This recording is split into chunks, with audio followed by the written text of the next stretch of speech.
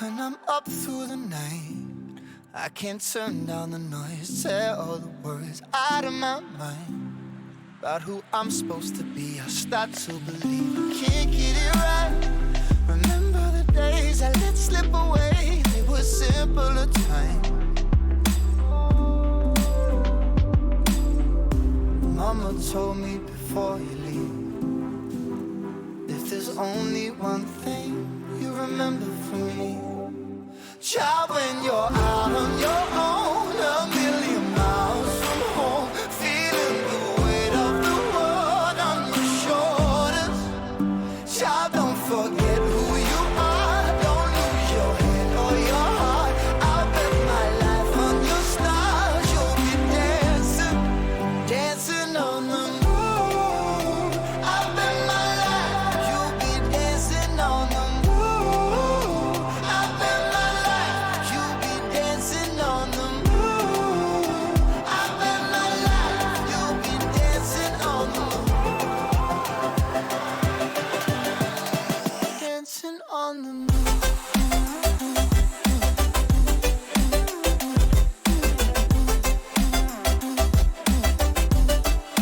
Dancing on the moon.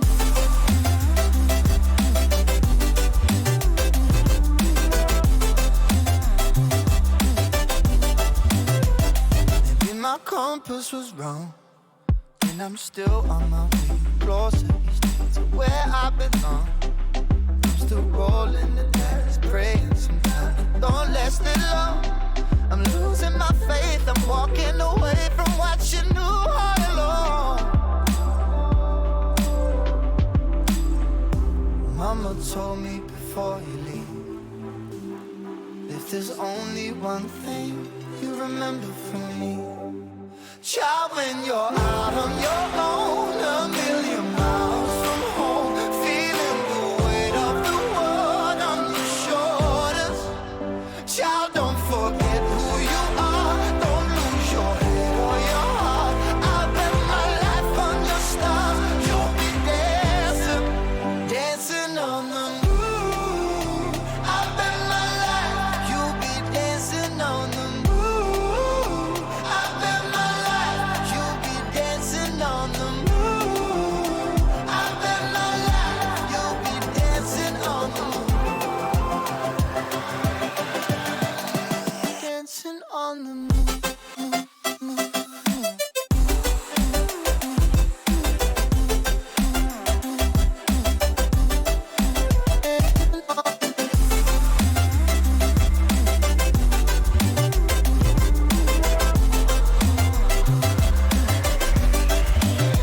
Child, when you're out on your own, a million miles from home, feeling the weight of the world on your shoulders.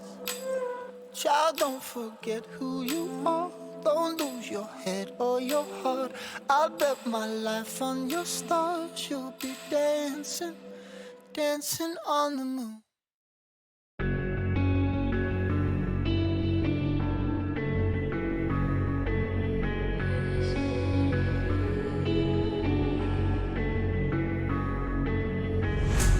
Quiet's driving me insane. Silence rattles in my brain. Yeah, I gotta get away.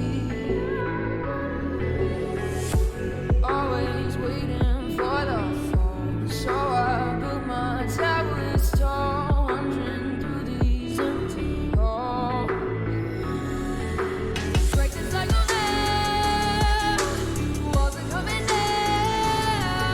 I gotta make it out. Yeah, yeah, yeah, yeah.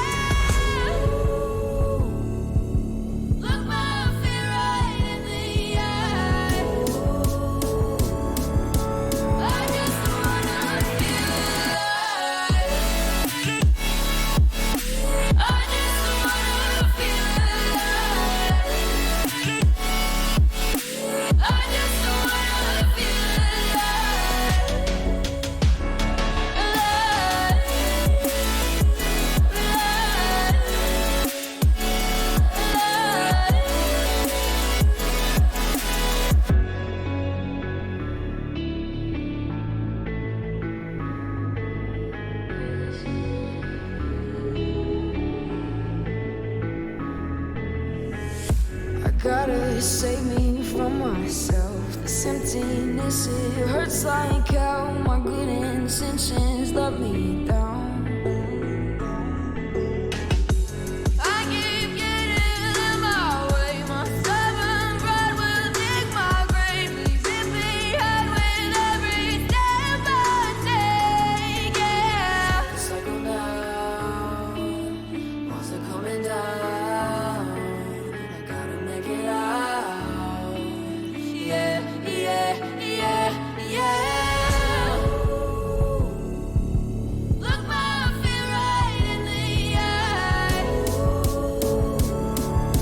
I just wanna feel alive. I just wanna feel alive. I just wanna feel alive.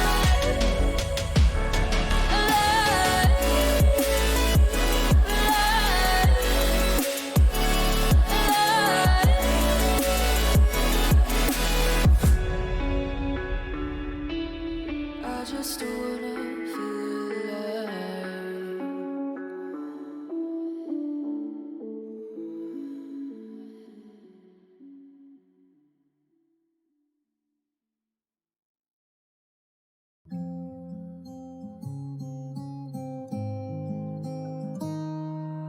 I walk to you so I can be close to you.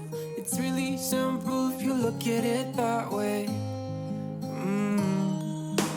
Time that we get by with money we don't know. Pockets empty but hearts are full anyway. Hey. Playing like children and love like car and J. You were too good for me, but I wanted you anyway. I always loved you over my head, even when you lived alone to make your parents mad. Say goodbye to your old life, turn the page, fall on my bed. I don't care if loving you over my head.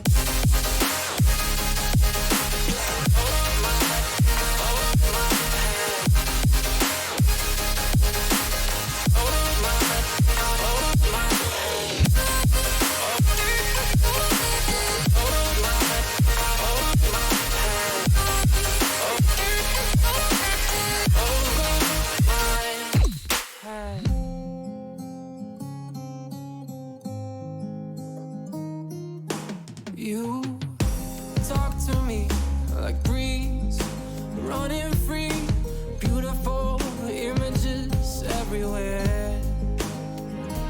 Yeah. You take a picture of us kissing in cars, it makes my day 10 times better. Yeah. Playing like children and love like orange. You were too good for me, but I wanted you anyway. I always loved you over my head, even when you lived alone to make your parents mad. Say goodbye to your old life, turn the page, fall on my bed. I don't care if loving you over my head.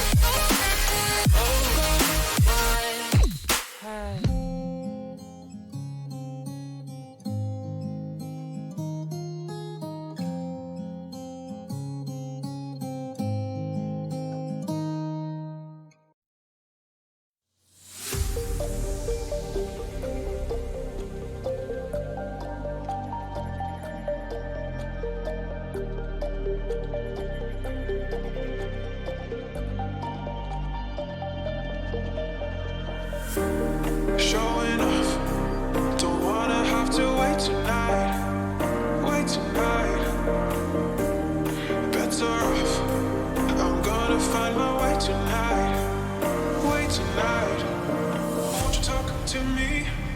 I wanna heal your sorrow. Just talk to me. We'll make a new tomorrow. Just talk to me. We'll make this happen.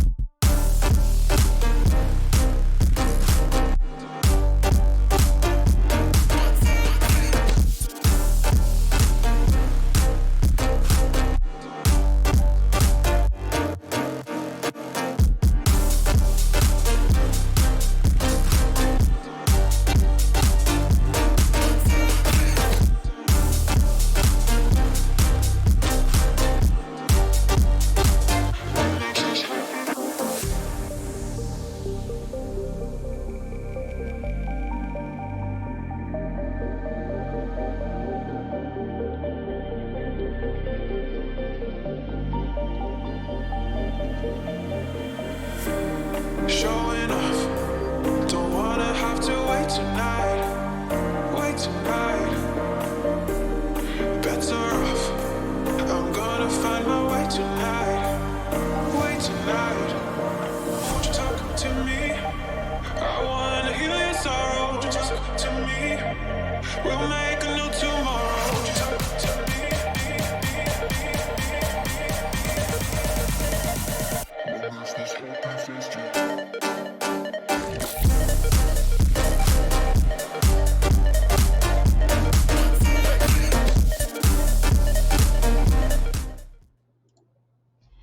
Hello there, everyone, and welcome to tonight's Pac-U Collegiate Invitational for League of Legends. Tonight's scheduled games include a match between Stanford University versus the University of Oregon, and later the University of Washington will take on the University of California, Berkeley. The Pac-U is a group of schools working together to connect directly and plan events and matches that are, from scheduled standpoint, modeled after how analog sports are showcased. Right now, through esports, we are able to communicate with one another and form a community digitally that many of us have not experienced in the past year due to COVID. We'll be streaming on the Pac-U Gaming Channel and Twitch, plus respective university pages. Now, to introduce ourselves, I'm Emily from USC, and I'll be serving as one of your casters for tonight.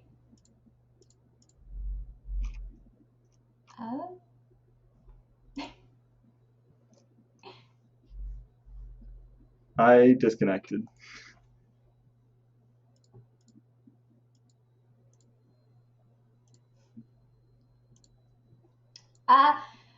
So let's get started. We're gonna go into Champ Select right now. I don't know if you can hear. Hi, sorry, I disconnected. Okay, he's back. We're ready to go.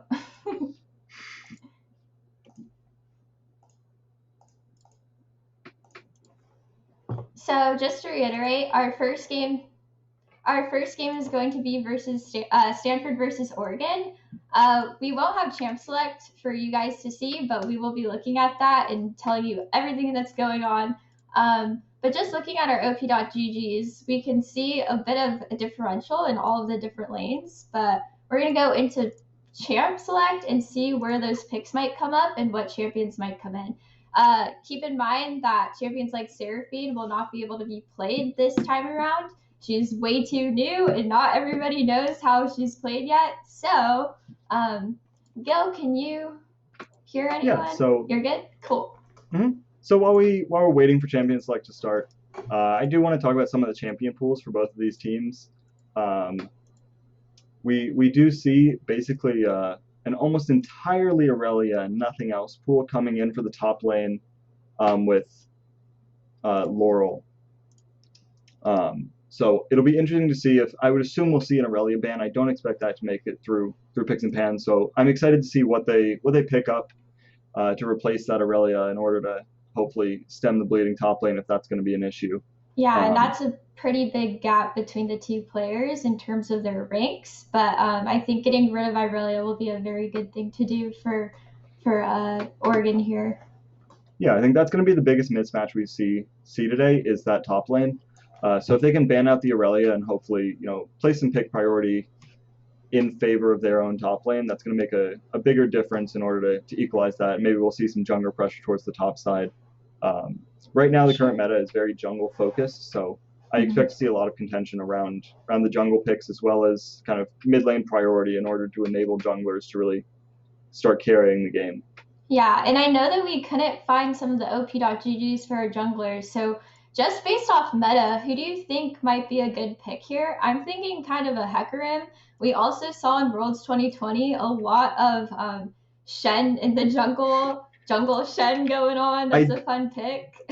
I do love the jungle Shen. I think the Hecarim's a really strong pick, as well as stuff like the Graves and the Lilia. We're going to see a lot of these high damage, kind of carry focused junglers. It'll be interesting to see if that carries over from kind of the Worlds and solo queue meta into this play. This is not the professional players, so we're more likely to see some of these weird pocket picks that aren't necessarily like the standard meta picks, but there's something that the individual players have a lot of games on. So I'm expecting to see kind of some of those picks that you might not be quite as expecting to see come out.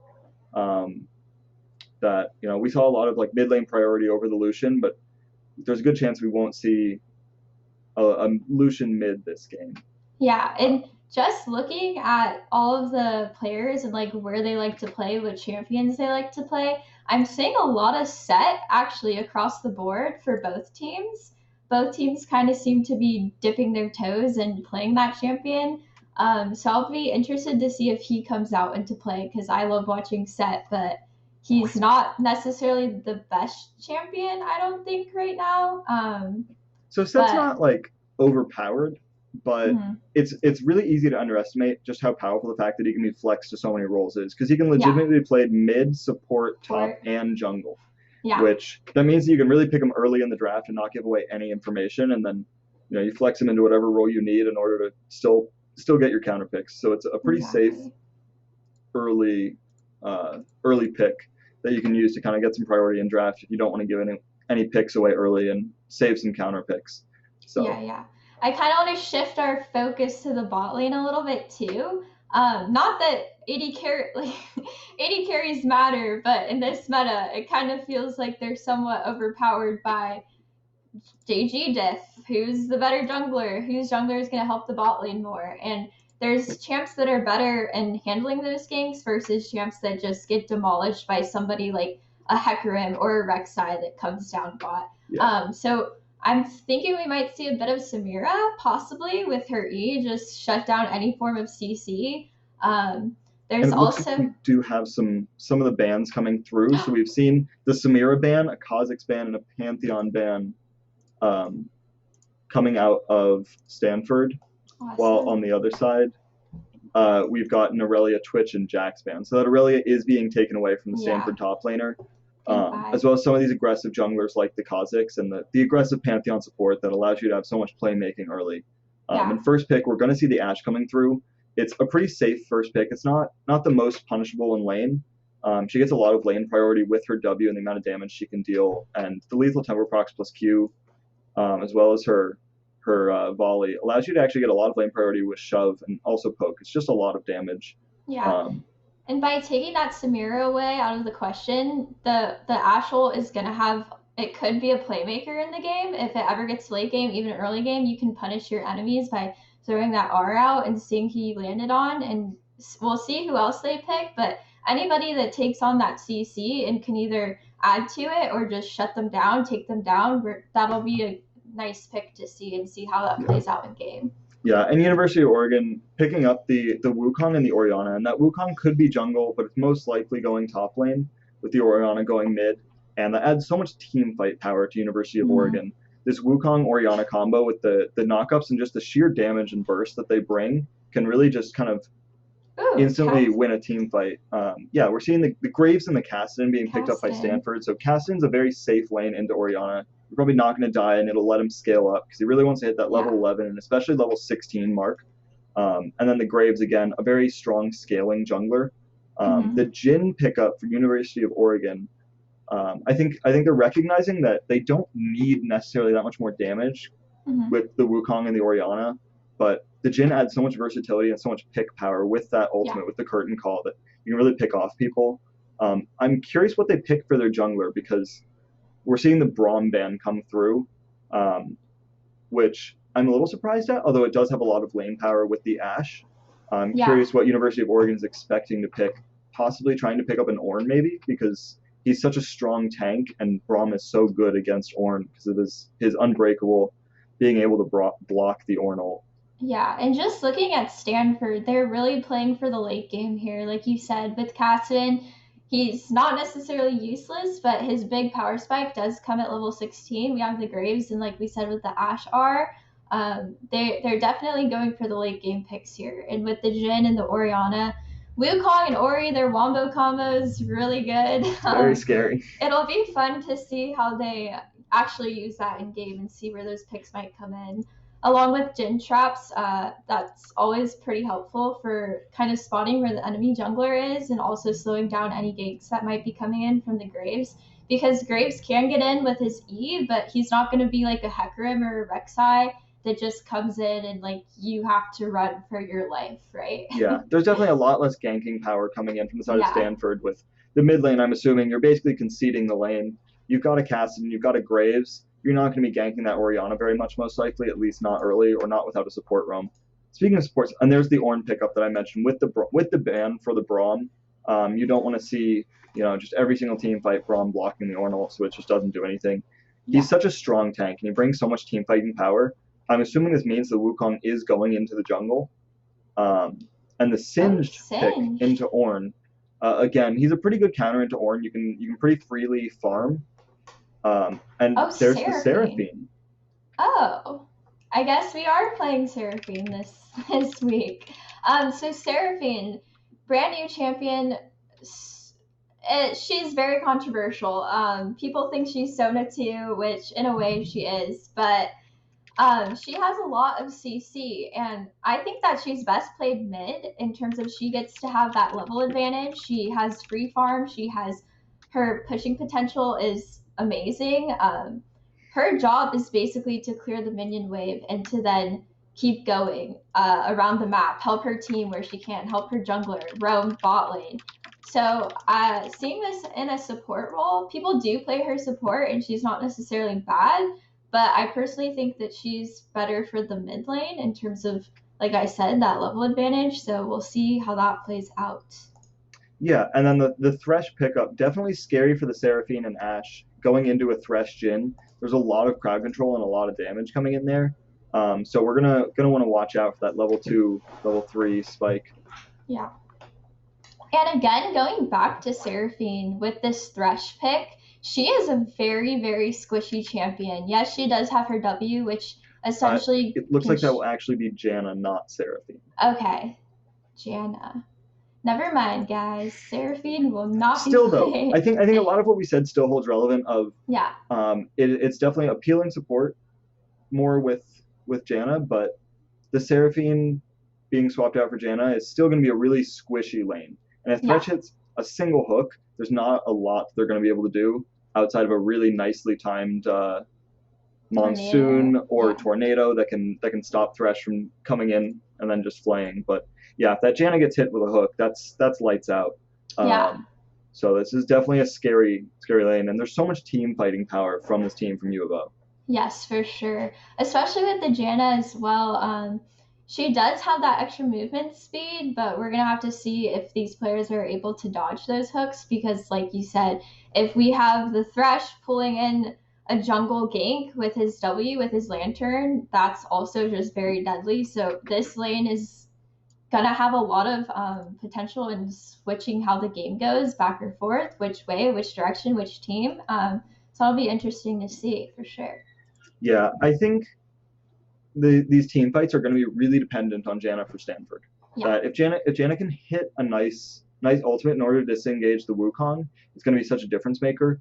But there's so much long range engage coming through from the side of Oregon with the Jhin and with the Ornn that they do have to be really careful because it's going to be really easy for Oregon to pull off some of these picks. And yes, I think it's going to be a lot of kind of the waiting game for Stanford. They don't have much priority for the Graves. Yeah, they're definitely playing for the late game there.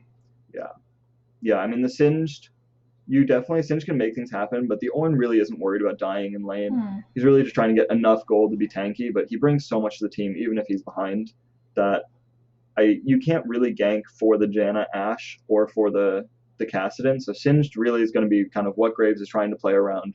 Whereas for the other side, for this Wukong jungle, you have so much CC set up from the Ornn, from the Jhin and Thresh. The Orianna, once she's 6, can do a lot, but again, you're into a Kassadin, so you're probably not going to be doing much to Kassadin once he's level 6. But yeah, definitely a lot of threats for Oregon that I think are going to be really hard for Seraphine to match, or for Stanford to match, given just how much pick potential and how much damage Oregon's bringing to the table. Yeah, and even going into the first 2 minutes of the game, I think it'll be really interesting to see where Oregon sets up in terms of controlling the jungle early on and controlling the lane. Because Thresh and Jhin can potentially sit in Tribush in bot lane and kind of just wait there. And if they're able to land a hook or even get the Flay onto Seraphine, they could possibly bring her down pretty early. Because Seraphine, Janna. They can probably take Janna down early as well, because if she's not starting her E, if she goes for the W, depends on the play style of that Janna, but that could be a deadly first blood for Oregon. Yeah, I expect the bot lane for Stanford to get early priority with the Janna and with the Ashe. They do have quite a bit of harass and also decent wave clear, especially if Janna starts E or Q. The shield onto Ashe can really allow you to push pretty hard with the amount of extra damage that it gives. And the Ashe W lets you push lane pretty hard. So I expect the level 1 to 3 to be Ashe Janna favored, but once Thresh gets a couple points into his abilities and once Jhin starts getting everything ranked up, their pick potential is pretty scary, and I think that's going to be that lane's going to play on a knife's edge for the Janna and Ashe. Yeah. Sounds cool. So I think we're getting in pretty soon. I'm excited to see the Kassadin. I always love a Kassadin game. I hate it from the start, but once they get to level 16, it's pretty fun to watch them just basically kill everybody. You can't really run from him. He has that R up. If he takes the splash, he has the flash, R, E, Q, dead basically. Especially if you're going into someone like Orianna. She doesn't have that many getaways. He probably isn't going to fight her early on because they're not playing for the early game, it doesn't look like. But it'll be interesting to see how that works out, because I think mid is going to have a big role in this game. Every lane has a huge role, especially the spot lane is going to be interesting to see how that plays out. But I think that mid can be a pretty decisive factor in terms of, does the Kassadin get fed?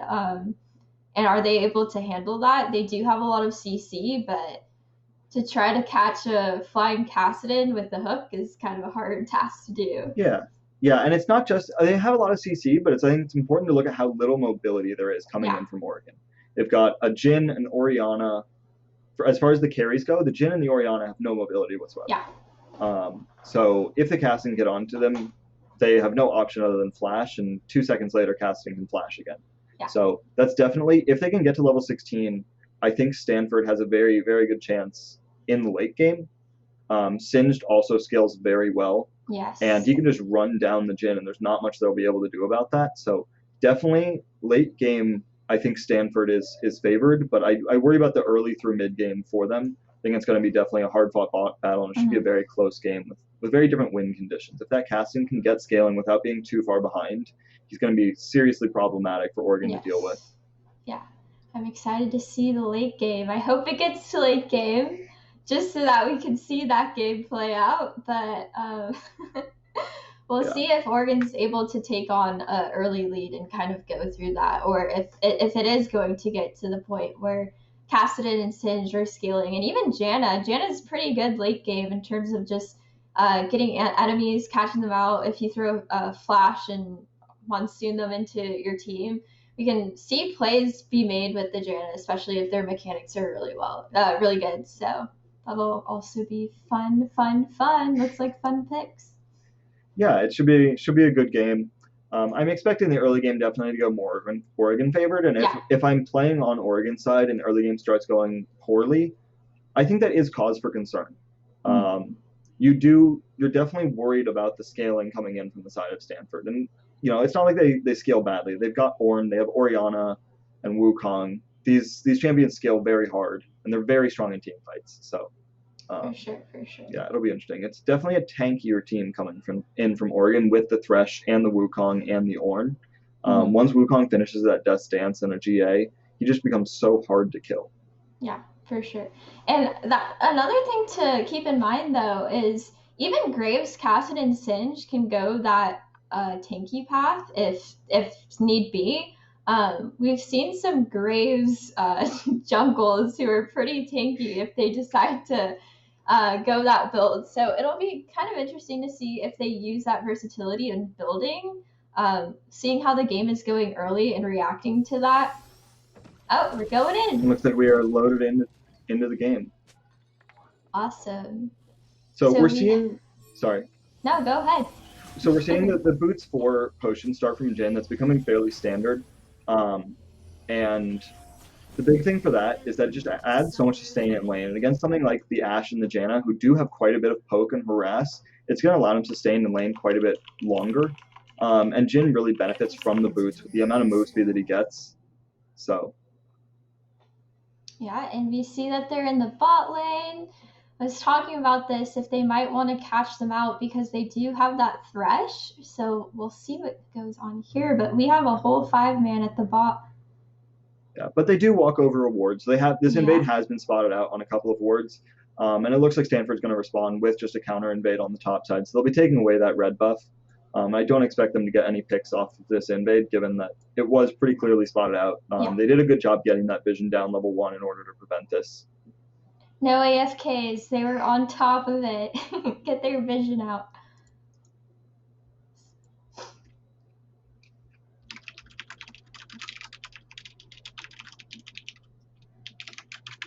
Oh, Ornn might spot them out. Yeah, I would be a little worried if I'm the Ornn here, but I mean, this is good for Stanford. You know, they're getting Graves early ahead. It doesn't look like the Wukong is going to be able to get that counter invade onto the red, although we'll have to see.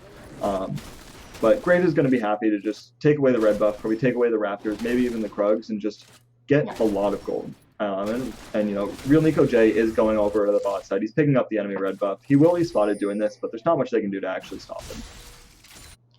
So we're seeing that Orianna poke. Looks like something in the bot lane. Oh, so the exhaust comes out. Is Jhin good? Oh, he had to use his flash, but they still secure the first blood. It looks like it will be a trade. We'll have to see if they can pick up another. Oh, some action in the mid lane. Let's see if Thresh is able to escape from the It looks Janna. like Thresh does get out, but real Nico J is coming in, and there's a very good chance he picks up this Janna.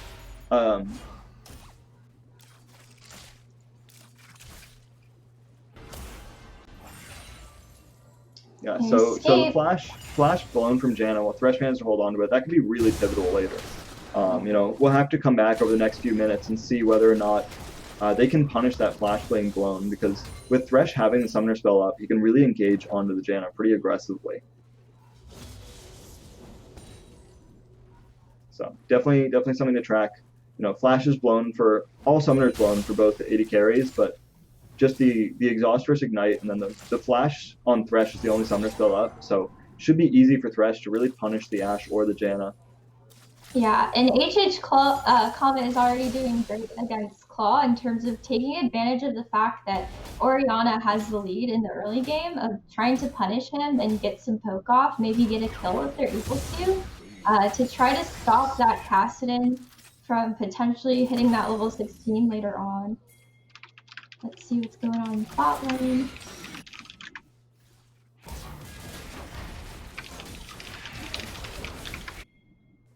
Yeah, so just in standard counter jungling. Oh, and Graves is coming in for the game. Oh, but it's counter gamed by Wukong. Let's see what goes on. Looks like they're both just gonna get out of there. So Wukong and Graves might have a fight of their own. Yeah, and I think at this point in the game, I definitely will take the Wukong over the Graves. Yeah. Graves, while he is a strong duelist, Wukong is also very strong at this point in the game, and I don't think you want to be fighting a Wukong this early on. Leave the monkey alone. So it looks like Thresh is trying to maybe set up for a hook. Shanna is not with her Ashe right now, so if that landed, that could have been a bit deadly. Yeah. Looks like they're roaming for the Wukong. They do have vision. Oh no, they do not. Thought they had their vision there. Yeah, and this first dragon coming in is a mountain dragon, so we're probably not going to see huge priority placed over it, although that will be a pretty big pickup for Oregon with the Ornn. The extra stats you get would be pretty nice, but something like the Graves can really take that away very early into the game.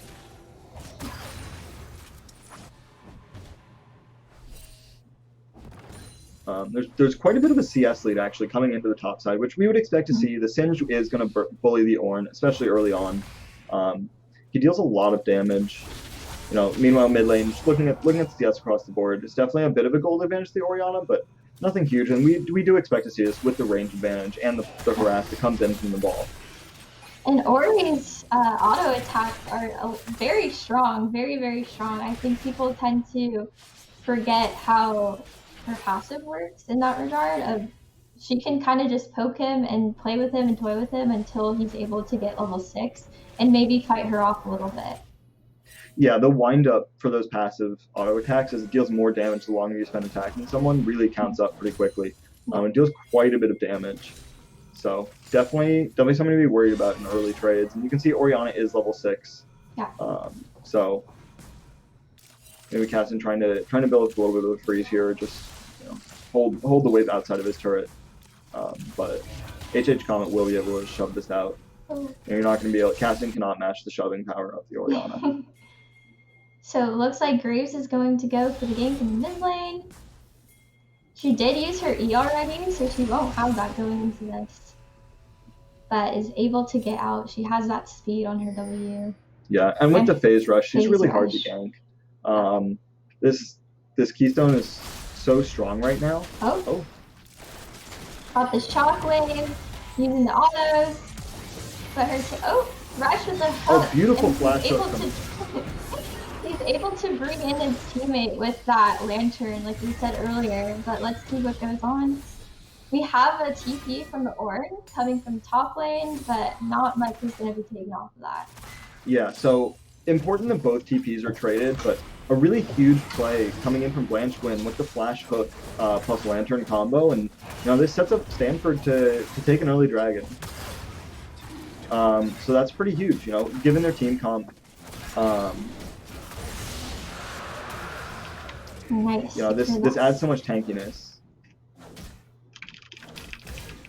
Yeah, you really need to keep track of those dragon times, because especially for Oregon here on this side, I'm sorry, not Oregon, for Stanford on this side, we're playing for the late game, and those dragons are going to have to play into the late game for them to maybe get this lead back if they fall behind with their picks in. Oh, looks like Ornn is in the fight. And the jungler is taken down. Carlton Dates will not survive that.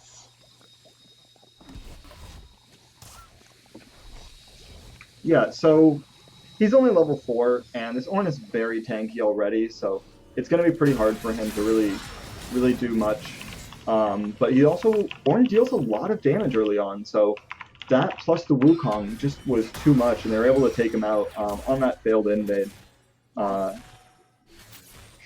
So the Shanna's playing pretty aggressively, not afraid to auto, not afraid to W, getting that poke off, which is good for them in terms of if they do get hooked, having that damage on them already is going to be helpful and maybe turning out the fight in favor of them.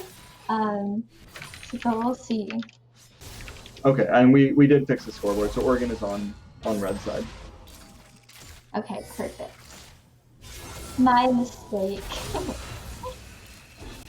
We have a Cassidon, level 7. He now has that ult, level 6. Looks like he might run. Sorry. Yeah, I think he's just clearing vision.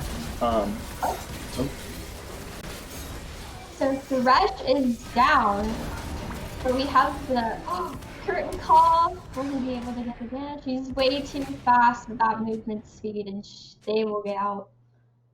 Phoenix is out. Yeah. Shockwave from Orianna, get those autos off. But I think the Casson will be able to survive. He has that R up. Yeah, and I think if you're on Stanford side, you're fairly happy with trading 1-for-1 there in the 2v3. A nice try coming in from Orn to use the unstoppable in order to dodge the Singe knockup, but he just baits it out. Big roam coming in from Blanchquin maybe, but Singed a little bit too quick. Not come in contact. Yeah. Yeah, I mean we're seeing the bot lane actually. We have a pretty big CS lead for the Jin, but 3-2 sitting at the Ashe. I think if you're Stanford, you're fairly happy with that going that way for the Ashe. Sitting on a fair amount of gold. Claw is almost he's 15 CS behind, but that's not too bad.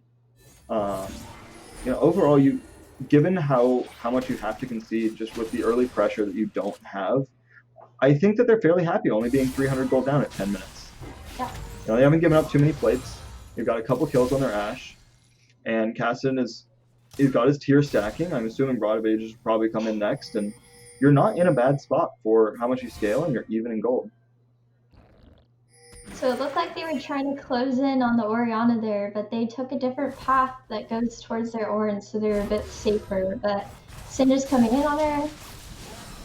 She's so fast. Oh, clock to the... Got the Ornn. They are able to get that kill on Aphid Comet with the Ignite.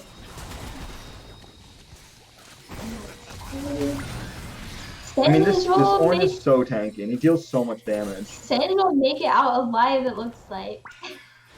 Yeah, so Singe makes it out, but that's a lot of summoner spells. Oh, Monsoon comes out, not able to save Carlton Dinks. Yeah, I'm using the second activation of the ult for the move speed, hoping to catch up, but Janet's just a bit too slippery.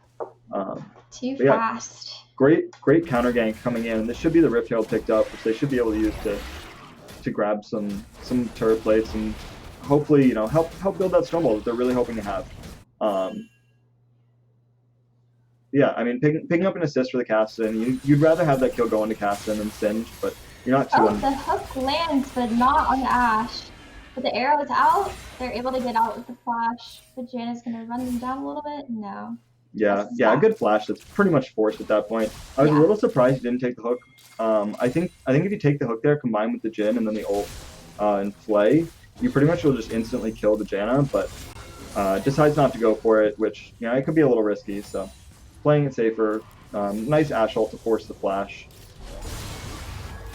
Oh, we see that Cassidon getting in some damage and some poke. Yeah, and great play from Llama King to actually even up the CS lead. That was pretty considerable earlier in the game. Building towards that completed Blade of the Ruined King first, while Jhin is going for the Storm Razor. Once that Ashe has Blade of the Ruined King first, it's very hard to deal with. It's just a ridiculous amount of damage, and especially into things like this Ornn. Oh, the Janna is caught out. Shockwave flash. Yeah, and the shock does not have the flash to this Village Dragon. They're just gonna have to give it up.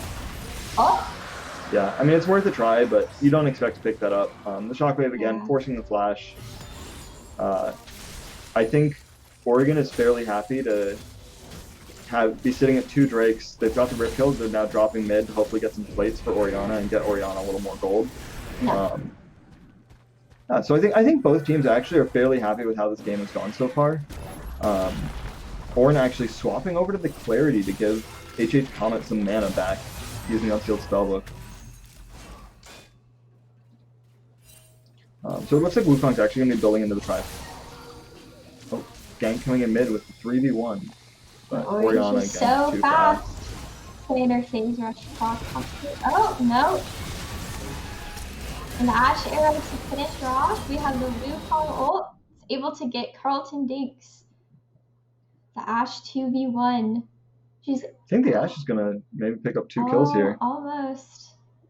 She's giving it to her team to take that Thresh down. She's still following up on the Jhin, but it looks like Jin's able to get out. Pulls out the curtain call, but does not meet the Ashe. Oh! Yeah, and I think if a couple more of those hit, you actually maybe see the Jhin get the kill, but this is not where you want to be sitting if you're the Jhin.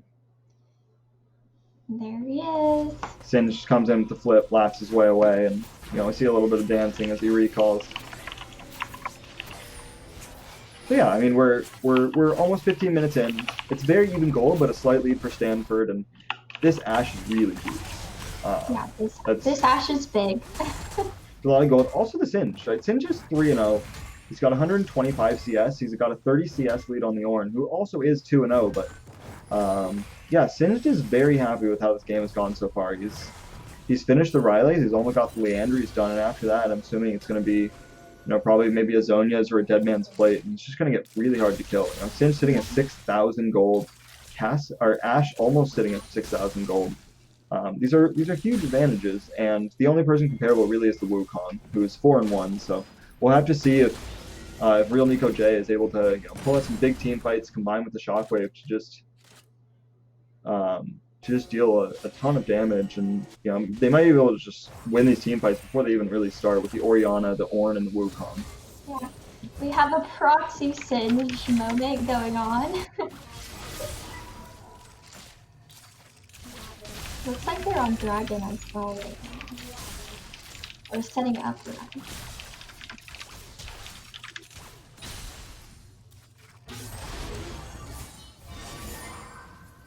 Yeah, so Caston only has 90 CS, so you've got to be happy that the Orianna has an almost 30 CS lead at 15 minutes. That's a good spot to be at, but the Ashe has so much gold, and so does this Singe, that you do have to worry about them. Just we've seen Singe multiple times just running down, and we might see it again. That he's helping out again once more. It looks like there's a counter game ready with the Wukong, but he does damage. Oh yeah, so Wukong will be taken down. Flashes for the Ori, maybe they'll get hurt. Shockwave out. A nice Shockwave, but I think the Singe damage is just too much. It's too much right now.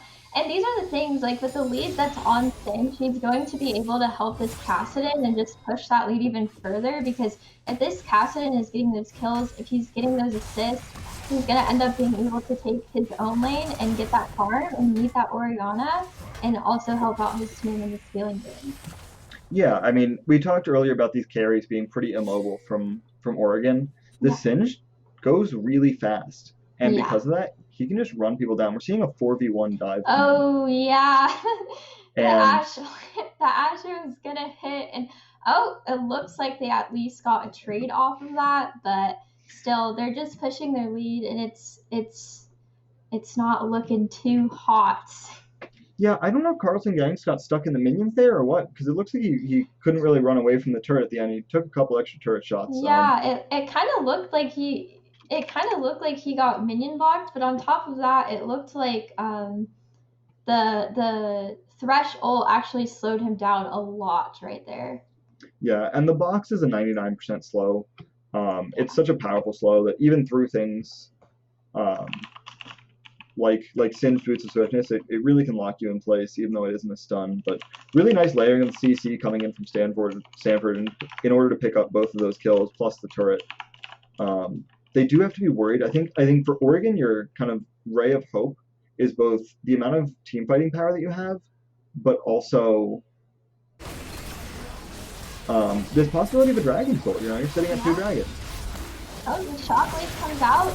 That was a pretty early Shockwave to see, especially just hitting one person. They're trying to get the jungler down so that they can get that dragon, but they might have wanted that if this team fight comes. But Singe is just able to run them down. He's gonna run down the Thresh as well. There's so much speed coming out from him, and he's just so far ahead that his damage is really hard to handle. And maybe catch keep on running people down. Yeah, and with the Ashe slow, the arrows, he's really able to kill himself. Yeah, and he's able to take down the Janna, but... And not even. He actually doesn't get any hits off on Janna. So the tower had ramped up quite a bit, so it killed her in like 3 hits. Oof. But no actual kill coming in for Oregon on the Janna. And you'd love to see that 300 gold going over to the Jhin. Oregon does pick up the dragon, so we'll have to see in a couple minutes if they can pick up that Dragon Soul and maybe use that to win some team fights. But Caston sitting at 4-0, Ashe sitting at 6-2, and Singe sitting at 5-0. That's a lot of gold, and they're very ahead. This gold lead's ballooned up to 7,000 gold in 19 minutes. Yeah. Definitely, their scaling has come in. They're going to pick up a Rift as well. Maybe it will be contested by Oregon, but Yeah, I mean Thresh can't really contest this by himself. The real question is, can they finish this off before 9:55 when the Baron Nashor is going to spawn, and I think Graves should be able to pick this up. But yeah, I mean this Singed is such a Oh, problem for Oregon. Oriana did come to contest. Oh, but Carlton Dinks will kill HH Comet. What's going on in the top lane? So Singe is just running people down as always. Thresh is forced to flash over. But we do have the Ashe who's able to just slow him down. Yeah, and you can't take the Lantern with the Singed W, so really nicely played from the Singed in order to stop that. Yeah, a big team fight, and you've got to expect that this will be the Baron. Yeah. Carlton Dank being able to solo out the Orianna there is so huge that he's able to pick up that kill in the mid laner in a 1v1. Just goes to show how strong this Graves is right now. He has so much gold and so much farm. They really need the Singed over here to tank this. Yeah. But they will channel them on soon just to get the healing and keep him alive. But Ashe with the Blade of the Ruin King complete just deals so much damage. She will just melt through this Baron, and we'll have to see what over the next 2 minutes Stanford's able to pick up. Whether Oregon can stall out the game enough to pick up the Dragon Soul and use that to actually contest these team fights, because Wukong went from being 4-0 to 4-3, and Oregon really needs this Wukong to start getting into the backline on these team fights and killing Ashe, because otherwise this Kassadin, I mean, yeah, you also have to peel the Kassadin and the Singe, because Kassadin and the Singe are just going to run down Jhin and Orianna every single fight and kill them before they can deal anything. So yeah, and how do you peel off this Singe when it just looks like he's running down every single person on their team?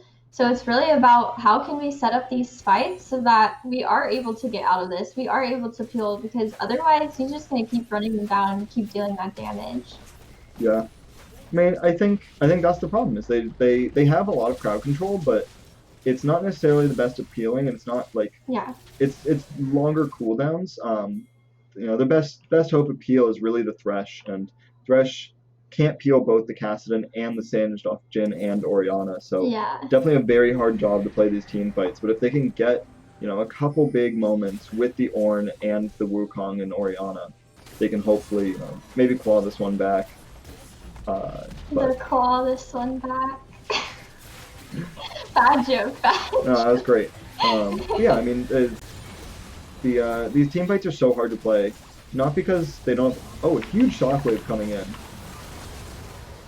Oh my gosh, and the Ornn. There's so much going on. We have the Wukong in the backline, but they're not able to get out of there. The Squishies are alive, but they will be killed by this thing. He's just running circles around them. Maybe get the Ori. Yeah. And I think that goes to show just how strong this gold lead was. Everything lined up as well as it could. They got a 3-man shockwave onto some carries. They had a 3-man Ornn plus Wukong peeling for the backline, and it just wasn't enough. These carries for Stanford are just so strong. Yeah. Oh.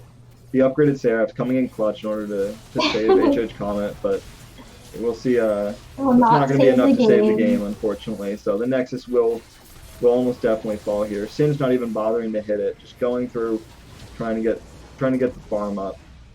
So definitely an interesting first game.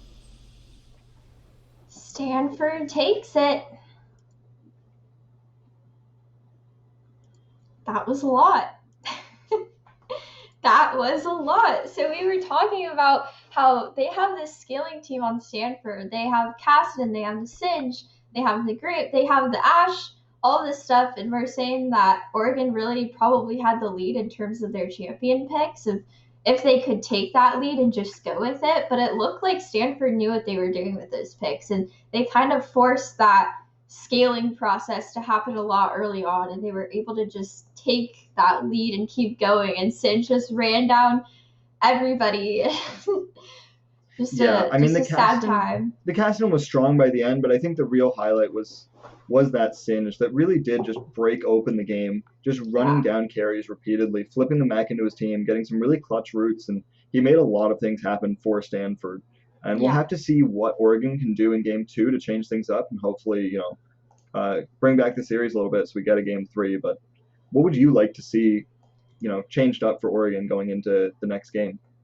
I think they're gonna have to get rid of that singed. But I mean, the Irelia was gone. There's the set picks. There's all these things, but I think the biggest thing is getting rid of that singe, because he was just so versatile in helping his entire team. He was in mid a couple times. He was handling his top lane really well. He was helping on his jungler and just all over the map. And he was just causing problems for everybody, right? And with his team, he knows he has that Cassidy and he knows he has that Graves where he was basically the engage for the team. So taking away that engage component takes a lot away from Stanford that I think Oregon will be able to maybe figure out what champions they can go into with maybe countering them if they don't take that Singe away. But I don't see why they wouldn't after this game. But yeah. I think we're going to throw to a 15-minute break, and then we'll be back with the next game. Cool. So stay tuned.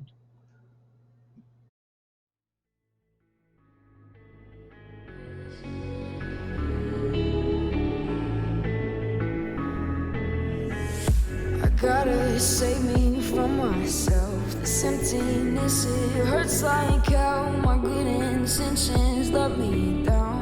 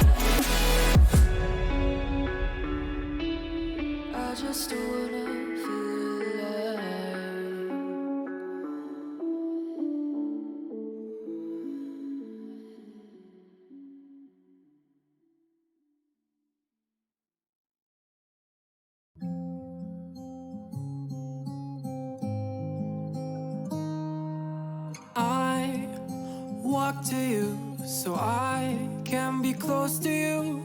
It's really simple if you look at it that way. Time that we get by with money we don't know. Pockets empty but ours are full anyway. Hey, playing like children and love like orange. You were too good for me, but I wanted you anyway. I always loved you over my head, even when you lived alone to make your parents mad. Say goodbye to your old life, turn the page, fall on my bed. I don't care if loving you over my head.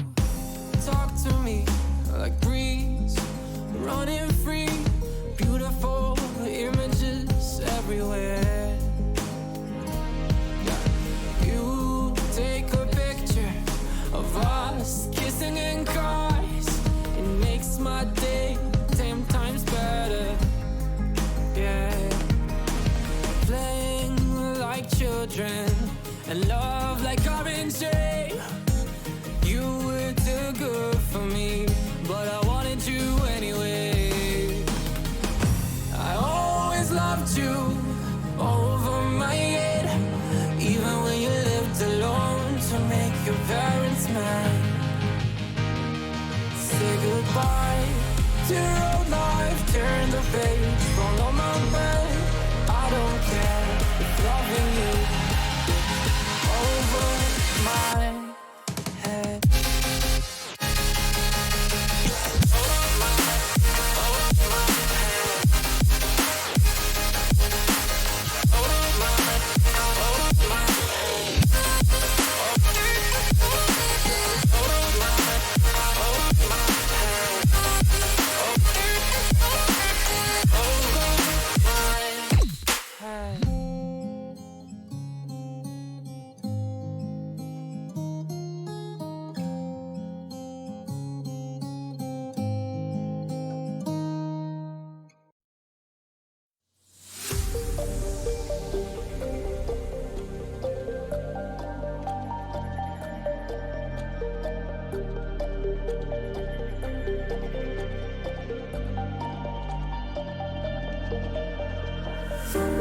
Showing off, don't wanna have to wait tonight, wait tonight. Better off, I'm gonna find my way tonight, wait tonight. Won't you talk to me? I wanna heal your sorrow. Won't you talk to me? We'll make a new tomorrow. Won't you talk to me? What makes this happy face?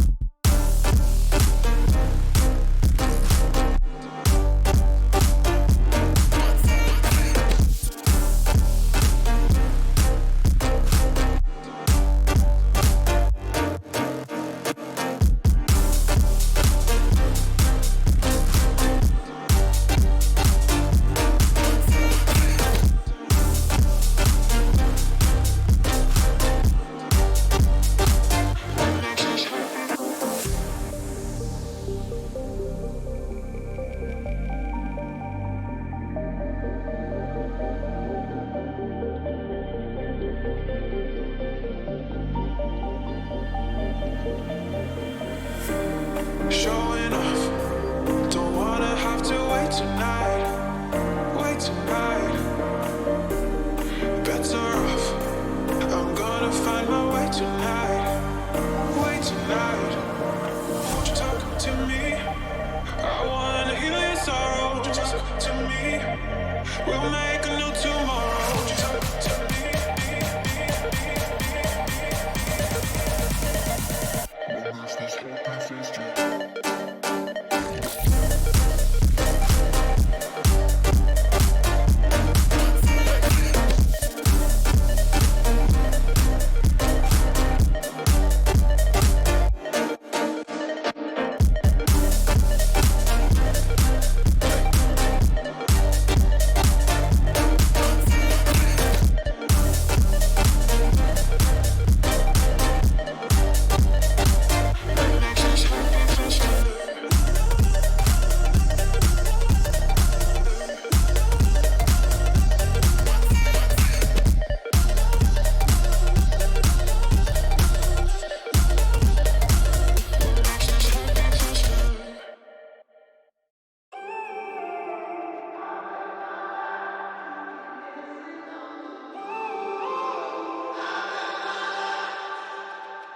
When I'm up through the night, I can't turn down the noise. Tear all the words out of my mind about who I'm supposed to be. I start to believe I can't get it right.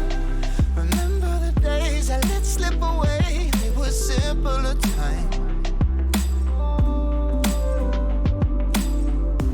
Mama told me before you leave, if there's only one thing you remember from me, child, when you're out on your own, a million miles from home, feeling the weight of the world on your shoulders. Child, don't forget who you are. Don't lose your head or your heart. I'll bet my life on your stars. You'll be dancing, dancing on the moon.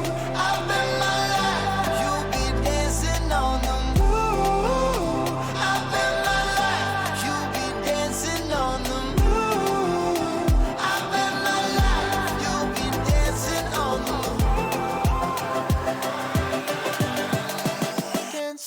on the moon.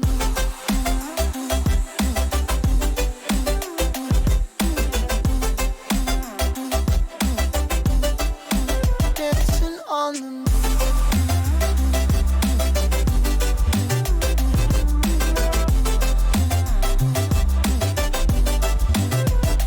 Maybe my compass was wrong, and I'm still on my way closer each day to where I belong. I'm still rolling the dice, praying sometimes don't last it long. I'm losing my faith, I'm walking away from what you knew all along. Mama told me before you leave, if there's only one thing you remember from me, child, when you're out on your own, a million miles from home, feeling the weight of the world on your shoulders. Child, don't forget who you are, don't lose your head or your heart. I'll bet my life on your stars, you'll be dancing, dancing on the moon. I'll bet my life, you'll be dancing on the moon. I'll bet my life, you'll be dancing on the moon. I'll bet my life, you'll be dancing on the moon. Dancing on the moon.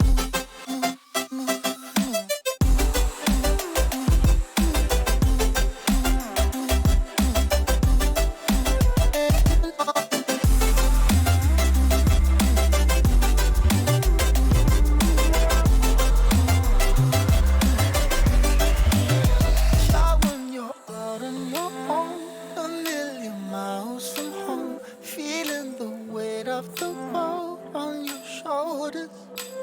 Child, don't forget who you are, don't lose your head or your heart. I'll bet my life on your stars, you'll be dancing, dancing on the moon.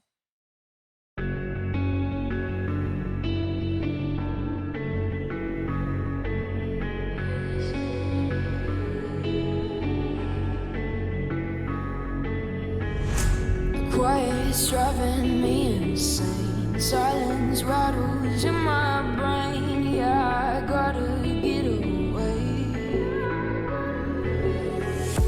Always waiting for the fall, so I built my towers tall, wandering through these empty halls. Break the cycle now, walls are coming down. I gotta make it out. Yeah, yeah, yeah, yeah. Look my fear right in the eye.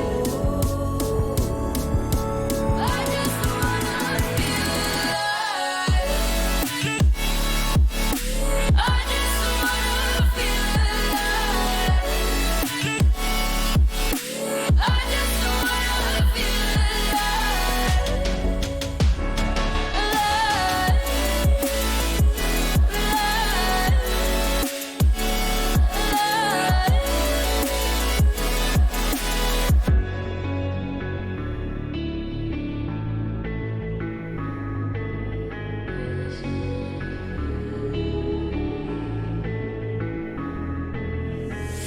I gotta save me from myself. This emptiness, it hurts like hell. My good intentions let me down.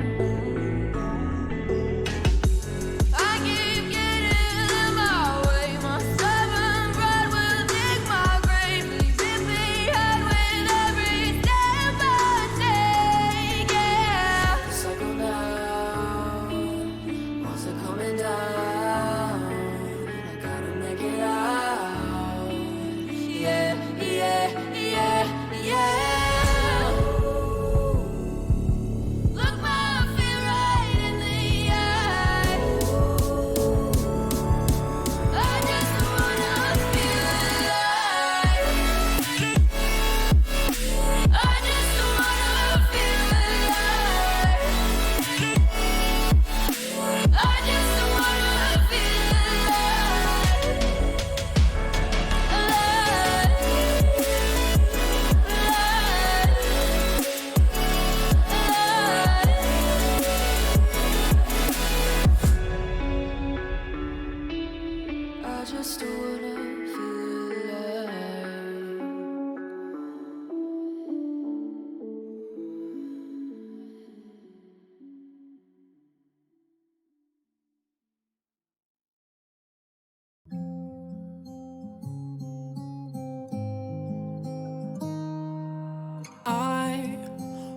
talk to you so I can be close to you. It's really simple if you look at it that way. Time that we get by with money we don't know. Pockets empty, but ours are full anyway. Hey, playing like children and love like car and J. You were too good for me. Hey guys, welcome back. We're going into game 2 of Stanford versus Oregon. We had a pretty fun first game where a Singe just took over the world. But we're really excited to see what changes come in, how Oregon deals with this first game, what changes they make, see what happens in the second game. So it'll be pretty exciting. Yeah, so it's a best of 3, but with Stanford taking that first game, U of O needs to make up some changes for the second game in order to hopefully bring the series back to a tied series and go to a game 3. So it'll be interesting to see what adaptations they make, both in Champion Select and in their general strategy, in order to bring it back. Yeah, and you were saying after the first game in our little break that we had, they do need to get rid of that Singed. Well, we think that they need to get rid of that Singe. So we'll see how that affects Champ Select going into that of who they have to give up to Stanford to take that Singed away from them, or if they leave it open and see if he's able to just take over once again, help out his team. But yeah. Or maybe instead of getting rid of it, they might be able to bring in some counter pick or something if the Singe comes through. For sure. Orn definitely not the strong pick into Singed, as we've seen in professional play before, with Impact bringing out his Singed at various stages. Singed is he's a big boy, and he does have, not only can he run people down, but just with that CC, we saw how much that helped out his team in terms of he got that early lead and he said, you know what, I'm going to go help out my team. We have these scaling champs. If we can get this lead early, we can kind of just demolish them, which is exactly what happened. So that's a whole nother layer of, not only was he dealing damage, but he was just all over the map because of how mobile he is, how fast he is, versus the really immobile team comp that Oregon brought out. So excited to see where changes might happen in there. No Seraphine will be played, guys. Just clearing that up. No Seraphine. Yeah. We will not see a Seraphine. She is mobile, but we will not be seeing her. So. Yeah, and I think the immobility that you mentioned is really important. That came in from Oregon. That even if the Singe is picked again, I think if they can pick a more mobile team, they would be able to deal with it more effectively. But with the Jhin and the Orion that they had, it's so hard for them to get away from the Singe. You could just run straight at them. There was nothing they could do about it. So either more peel or more mobile champions, or just banning it straight up. I was a little surprised, and we're into the bans. So Cool. Oregon opting to be on blue side again, taking away that Aurelia. So Irelia is out. Singe will not be played. Oh no! And Singed ban as well as the Samira ban. So as we were saying, not wanting to deal with that Singed again. Not wanting to deal with it or deal with their Irelia, which we saw. We stopped their OP.GGs a little bit. Big Irelia player. Lots and lots of Irelia games. How many were you saying he has? I think it was 147 Aurelia games, and the next most played champion was 7 games on Jax, being 0-7 in those 7 games. So we have a bit of an Irelia one trick. The Twitch ban. Yeah, and we saw this Twitch ban as well as the Pantheon and Kha'Zix in the first game. So Stanford not feeling the need to change up anything in their bans. We'll have to see how U of O changes things up, but definitely the pressure is on Oregon, not on Stanford. Yeah. And they did get rid of that Pantheon, which is such a strong support right now. He just CCs. He can kind of 1v1 AD carry if they're not ahead.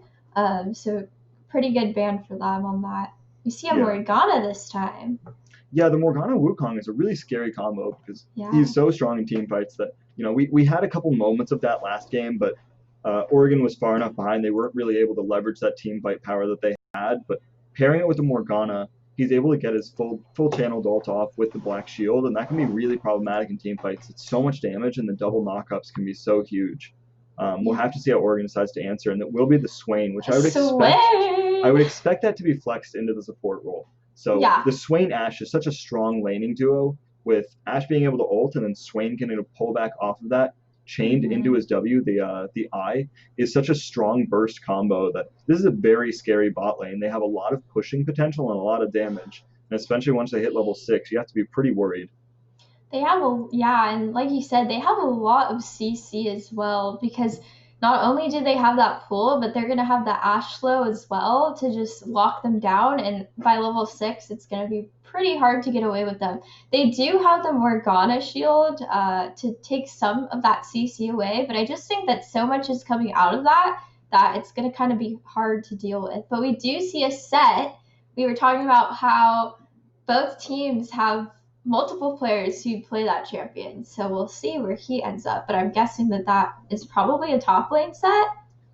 I don't know. I mean, so set can be flexed mid, top, or jungle in this team comp. Or and this support. Silas, I actually expect to be top or jungle, not mid lane. But we'll have to see. The Malphite ban coming in is really interesting, and I wonder if that means that Wukong is going top. Although we'll have to see. Very interesting picks. They each team has pretty flexible champions in terms of where they can go on the map. This probably isn't happening, but a Morgana mid could potentially even happen, which we could see. Orianna ban is out though. Yeah, no and Orianna a Jhin ban allowed. coming in. Yeah. It looks like they still think that the Jhin is worth picking into the Ashe, which surprises me a little bit, given how last game went. But we'll have to see, how this Ashe Swain can perform in lane. The Orianna ban coming in from Stanford, so I guess they are worried about, the Orianna being strong enough in lane and scaling and still providing a lot of utility and damage in team fights. Yeah. The Veigar coming in. Veigar ban. And Phoenix does like to play Veigar, it looks like. I think the Veigar ban really goes to show how different this is than the standard professional games, where we're much more likely to see some of these kind of unexpected picks or bans, because we have more of these kind of, not necessarily one tricks, but people who play things that are not quite as standard. Yeah. Ascena! I love Ascena game. She has that CC, she has her Q, she deals damage. She does do that damage, and her E is also seeing that's probably a Senna 80 carry. Yeah. I would expect to see it be a Senna Morgana, and that brings so much CC and utility into the bot lane. You can chain the snares pretty easily. If you hit one, the other one's pretty much guaranteed to hit. Yeah. And it gets really hard to get away from her, especially once they're level 6. They should have a bit of kill pressure, but very squishy bot lane, and the Jarvan can just ult on top of them, and neither of them has the ability to get away from it. So the Black Shield is great, but it can't stop you from a wall. Senna, yeah, exactly. The Black Shield is going to have to come in clutch, but again, you're not going to get away from that wall. The only hope is that you can get away from him even walling in the first place with that Senna E, with that movement speed. But it's going to be a tough task. We do see a Zoe, though. Yeah, that Zoe's just going to add so much damage. So I'm assuming this will be the set top and the Jarvan jungle, unless they come into some shenanigans with the Jarvan top. It looks like that is going to be, I would expect, Silas mid, Camille top, and Wukong jungle. Yeah. It could be. I think, I'm guessing that it is a Silas mid, but going into Zoe is... We'll see. I think it could go. I am a little worried for the set as the game scales for this, going against this Camille. That as Camille builds up, Set can really not match her in the side lane. And I struggle to see anybody on U of O who is going to be able to match this Camille in the side lane. So if Camille can get rolling early, and they have quite a bit of gang power on its set, he's a low mobility champion. So the Wukong Camille, especially once Wukong hits 6, have so much kill pressure there. Camille can lock someone down. There's just no escape. And if you can chain that with a Senna ult cross map, that's very dangerous. So it'll be interesting to see where the Wukong can make these ganks happen, because yet again, Stanford's definitely pulling up this late game team comp that with the Silas and the Wukong and the Senna and Camille can deal so much damage and exert so much pressure across the map. Yeah, it will be fun. The Zoe is always something that scares me with any game. I do not like that champion. I do not like playing against that champion. So it'll be interesting to see if that Zoe is able to get any form of lead on this Silas or whoever ends up in the mid lane. It'll be interesting to see those roams coming out because with that Ashe arrow, with that Swain, a lot of damage is coming out of them as is, but with that Zoe added on, along with her CC, with her little sleepy bubble, I think it's going to be really hard for the bot lane to get away from. On top of, they do have that black shield, but like we said, they are pretty squishy champions in the bot lane. Yeah, I think the Black Shield timing is going to be really important for things like the Zoe bubble and the Ashe ult. And, if Morgana can get these Black Shields off in a way that'll prevent, serious picks coming through, that's going to be massive for Stanford. But there's a lot of pick potential coming out of University of Oregon. So we'll have to see, how this plays out. But definitely some scary threats coming through from both teams. And as you said, the Zoe, as it scales up, can just one-shot someone, and that can be the game-deciding team fight's over in a second because Senna misstepped and just dies before you can even react. Senna's such a squishy champion, and Zoe deals so much damage once she has a couple items. And a big fear for me too with any of the early dragons, even the late dragons, but if she's able to catch someone out with that bubble, and like you said, a squishy champion like Morgana or Senna, if they don't have that vision and she puts her bubble through walls, she has even more of an advantage of like, I can hit you from across the map and kill you from across the map, and I don't even get touched, sort of thing. So they're going to have that ward placement down, but also be very wary when they are getting vision, because if one wrong step, one wrong move, and Zoe's just there to murder you, basically. Yeah, the Zoe around the Dragon and Baron pits with the ability to cast the bubble through walls and to deal so much damage over the wall with that Sleepy Trouble bubble and the Paddle Star, as well as her portal jump, definitely is a serious threat that you have to be worried about with how squishy your team is. There's no tank for Stanford. The tankiest member is probably going to be this Camille or the Wukong, but if they get hit by a Paddle Star, they have to go back to base if they've tanked a bubble. There's no one on there who can comfortably really take a single hit. And that combined with the Ashe ult leads to massive pick potential. There's no one there that doesn't have to be afraid of just getting instantly killed by an Ashe ult into a Sleepy Trouble bubble. Yeah, and that's going to be a hard matchup too if she's able to get that lead with Silas, because he needs to lock on to those champions to be able to get those heals, to be able to even kill them. So if she's using her R correctly, if she's just taking her time, taking her pace, her space away from him, it's going to be pretty hard to close that gap if that is made early on. But I also think it's interesting to look at the Swain and the Ashe. Swain can get vision just with his E. So playing off of that, the Ashe can find her targets from a while away, use that as a way to get vision to throw that R out, and like you said, to catch out these little squishies that are walking around on the map. Yeah, and if we're talking about vision, we can't not talk about Hawkshot, which is just such a powerful ability and can really ruin a jungler's game. Early on, the Hawkshot gives away so much vision about the first clear and gives you so much information about where your jungler is going to be. I think we probably should talk about Silas. Silas is such a game-warping champion that his ultimate can be so dramatic to so useless, just depending on the enemy team comp. And in lane, Silas really doesn't care about stealing Zoe's ultimate. It does pretty much nothing. That's not a great pick. But something like the Jarvan ult, or the Ashe ult, or the Swain ult can be so team fight even a changing. Set ult. Set ult could be huge, but the Ashe ult has an 100% AP ratio. And on someone like Silas, who builds nothing but damage, that Ashe ult, we've seen it almost come close to one-shotting people before. You have to be worried that Silas can steal that Ashe ult and get a pick himself, or he can steal the Jarvan ult and just like one-shot an entire team, because it really has a very high AD ratio, and convert it into AP, Silas can deal pretty crazy damage with that. So Silas does have some very good targets here. If he picks the Swain ult, he'll be nigh unkillable in team fights. Yeah, and just looking at these teams too, they're so much different than the previous game. So I think it's going to be really interesting to see how the play styles even work out in terms of like Stanford was doing a really great job of working as a team and pushing their lead with the lead that they had in the top lane. So it'd be interesting to see how, without that Singe to run everybody down, how are they going to play around their picks? How is it going to work in the early game? Because I think it's one of those things where just watching Stanford in the first game, once they got that early game, they're really good about how to use it to their advantage and how to close the game off. They weren't doing anything that was throwing the game. They weren't making any stupid decisions. They were just pushing that lead in smart ways.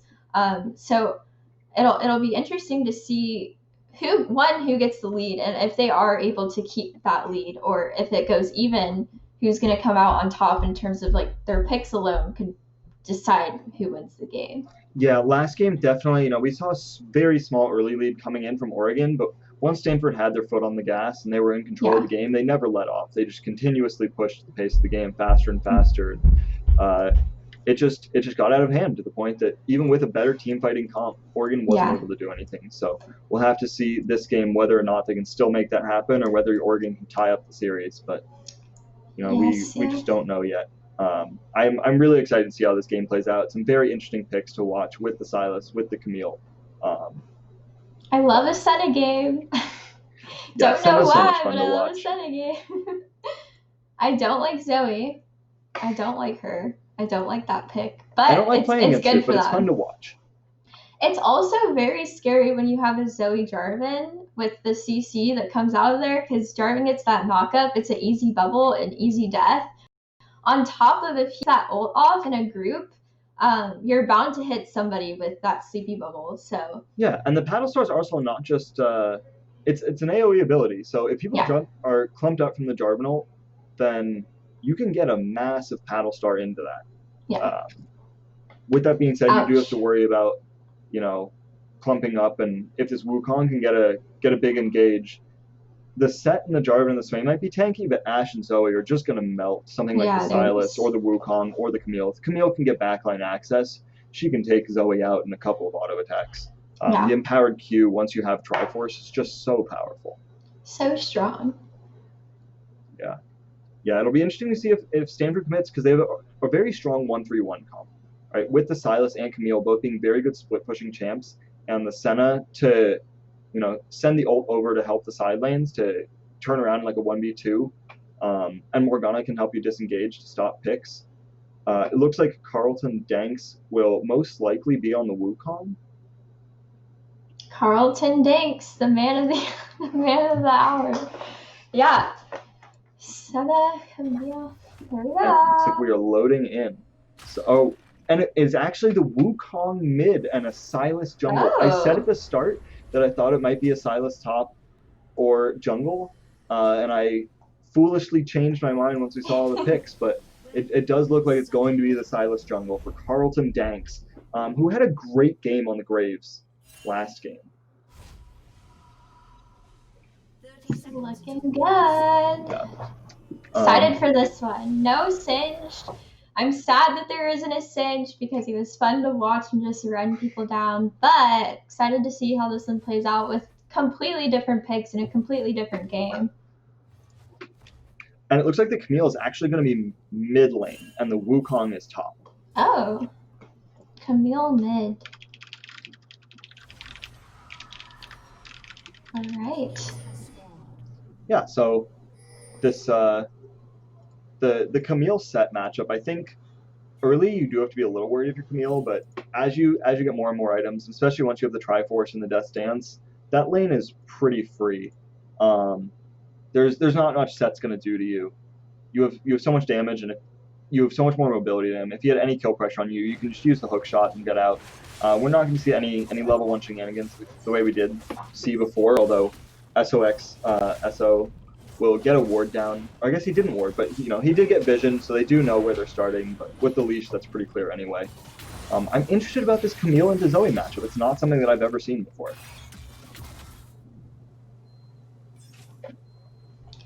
And here we go. Senna getting some poke off. Oh, and a bind already. Uh-oh. That's the thing, you don't want to walk up too close to this Swain because his E does go through the minion, so although it is a hard skill shot to land, it's pretty punishable. Yeah, and huge damage coming out from the set early. His level Yeah. 1 and level 2 are pretty massive, both the empowered Q, but also if you can get a nice face breaker for the stun. Oh,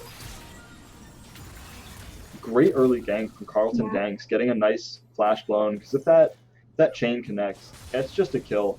And if you're the Yeah. Zoe in this matchup, you have to be so worried that if you get behind early, you're just completely screwed. yeah, you're just done. Oh, and a first blood, a solo kill actually for the set top for the Ducks. He will Yeah, get so- that. Oh, some action in the bot lane. Swain is able to get a kill on Llama King, and maybe there's so much action happening. Wukong top came back. Seems like he took a teleport right back to his death, and Swain in the bot lane was actually able to get a double kill. So Yeah, a lot of and if action you're- already. If you're Oregon, you have to be so happy with that. You know, you can't ask for more. Zoe picking up this ignite, you've got to imagine she'll just drop that on the claw for some extra poke, maybe get basically a free trade. Yeah, Oregon pulling ahead with already an almost 2,000 gold lead at 3.5 minutes. This game's going fast already. And we have a Swain roaming. Everyone's roaming. Morgana mid, but no action there yet.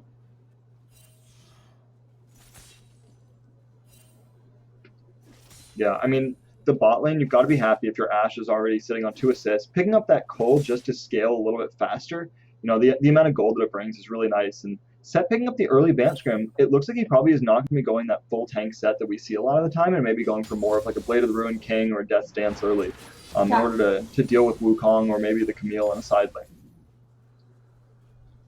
So they have a 2-0 Swain. That is scary for the bot lane, especially knowing that these two are very squishy champions. If they're able to, they can just push that lead in the bot lane, and it's kind of over for them in terms of the laning phase. They're gonna have to find ways to get their jungler down here to help them out. Yeah, I mean, Set can be a real carry threat on his, or Swain can be a real carry threat on his own. So Yeah. you do have to worry about the potential of just, if Swain starts getting kills, he can take over a game. Even from the support role, Swain can deal so much damage. So he is able to get that, and he has his jungler here to help him, but the Black Shield comes out. Yeah. And that was a good timed Black Shield because Jarden wasn't able to get the knock up there. Yeah, it's a nice Black Shield, and you know, once the Swain's used a couple abilities, there just isn't the magic damage in order to deal with the Black Shield, so you're gonna have trouble bursting that down. Senna getting awfully low here, but you know, Llama King's got a fair amount of sustain with the potions. He's got the refillable potion, got the biscuits, got the Senna Q, so definitely gonna be hard to gank this Senna Morgana lane, although with the flashes down, there is the potential. Oh, and a nice fight. Oh, but he's still able to get this Senna. He's just so strong, and the Ashe is going to But the probably Ashe has to be able to pick up this kill, and if you're Oregon, you take that every time. You know, getting the kills onto the Ashe, the shutdown going over to the Morgana instead of the Senna, and you should be able to pick up this Cloud Drake for the cooldown reduction on your ult. Which, if you're Ashe, you're so happy to get that cooldown reduction on the ultimate. It's going to be so instrumental for them getting picks. Yeah. Swain is strong here. Yeah, the 3-in-1 Swain, you know, he's picked up that stopwatch. Looks like Swain's going to be building towards the Zhonya's first item, and once that's completed, it's so hard to deal with his ultimate. Oh, and a Zoe meets a bind, but I'll be able to just walk away from that one. Yeah, a nice binding, but ultimately nothing can really come of it. No one's in position to make anything happen. Morgana's only level 3, so there's not much follow-up there. We'll have to watch as level 6s come in. Ashe can hit level 6 early. And the Senna is alone with this Swain coming in, but her E is able to not get killed this time around. Yeah, a nice disengage. And I think if you're Stanford, you'd much rather see those 2 kills that are on the Morgana going over to Senna instead. Some action in the top lane. Will Wukong be able to... He is! So a trade, he got his own solo kill on the set this time around. And it looks like he's actually 2-0, or 2-2 now. So from that 0-2 start, Soxo was able to pick up 2 more kills. I believe both solo kills actually. Yeah. And that's got to be huge, you know, coming back from that the death into another immediate death. This lane is too hard. It's too hard, but you can bait out the black shield, and now Swain Jarvan can go in. And that Swain's just doing so much damage, especially with the electrocute prop. Yeah. A good flash. I don't know if it was completely necessary, but definitely better to be safe. But the Camille is coming in. His ult off. Swain might even die here as well. Yes, the claw! The claw's able to come in, the ult comes out from Jarvan, but he's not going to be able to save himself there. Yeah, a great play from Stanford coming in, picking up some of those kills, although Oregon able to pick up a couple in reverse. So ultimately, in the favor of Stanford by 1 kill, I believe. Should be I think that was a 3 for 3. No, Morgana lived. So it was a 2 for 3 with both Llama King and the Claw going down in exchange for Leash Sin, Blanche Gwyn, and Real Nico J. That's nice shutdown gold though for that Camille. But they're going right back into killing them. Swain lands his E. Is he able to get back onto the Silas? Looks like he's too fast. Yeah, this bot lane's just a slugfest, and you know, now that the ultimates have come in for the Ashe, we're just going to see more and more kills happening on this bot side. Oh, a gank in the top lane. I'm going to just walk out of that. Yeah, I do worry about, you know, Wukong is even up the CS lead. He's got a 200 gold lead. This Rift Herald, I think, can get a couple plates back, either mid or top, will definitely do a lot to help bring the top lane back for them, but set definitely starting to fall.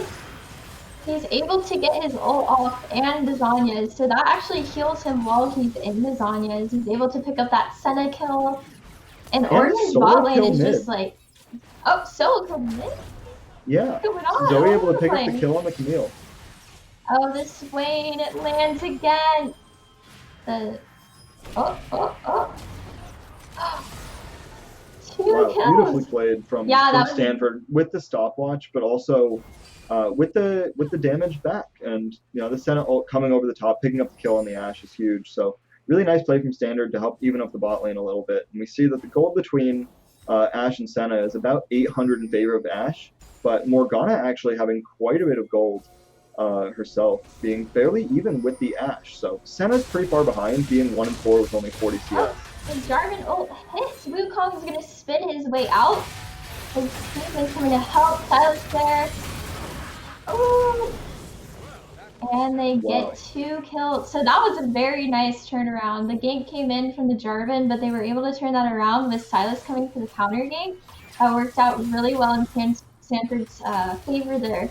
But we were talking about this earlier, of where we said that Stanford did a really good job of keeping their lead and finishing the game out. Oh, great jukes from Carlton Dennis coming in order to dodge almost everything, but ultimately not enough, and a blue buff picked up for HH Comet off that kill.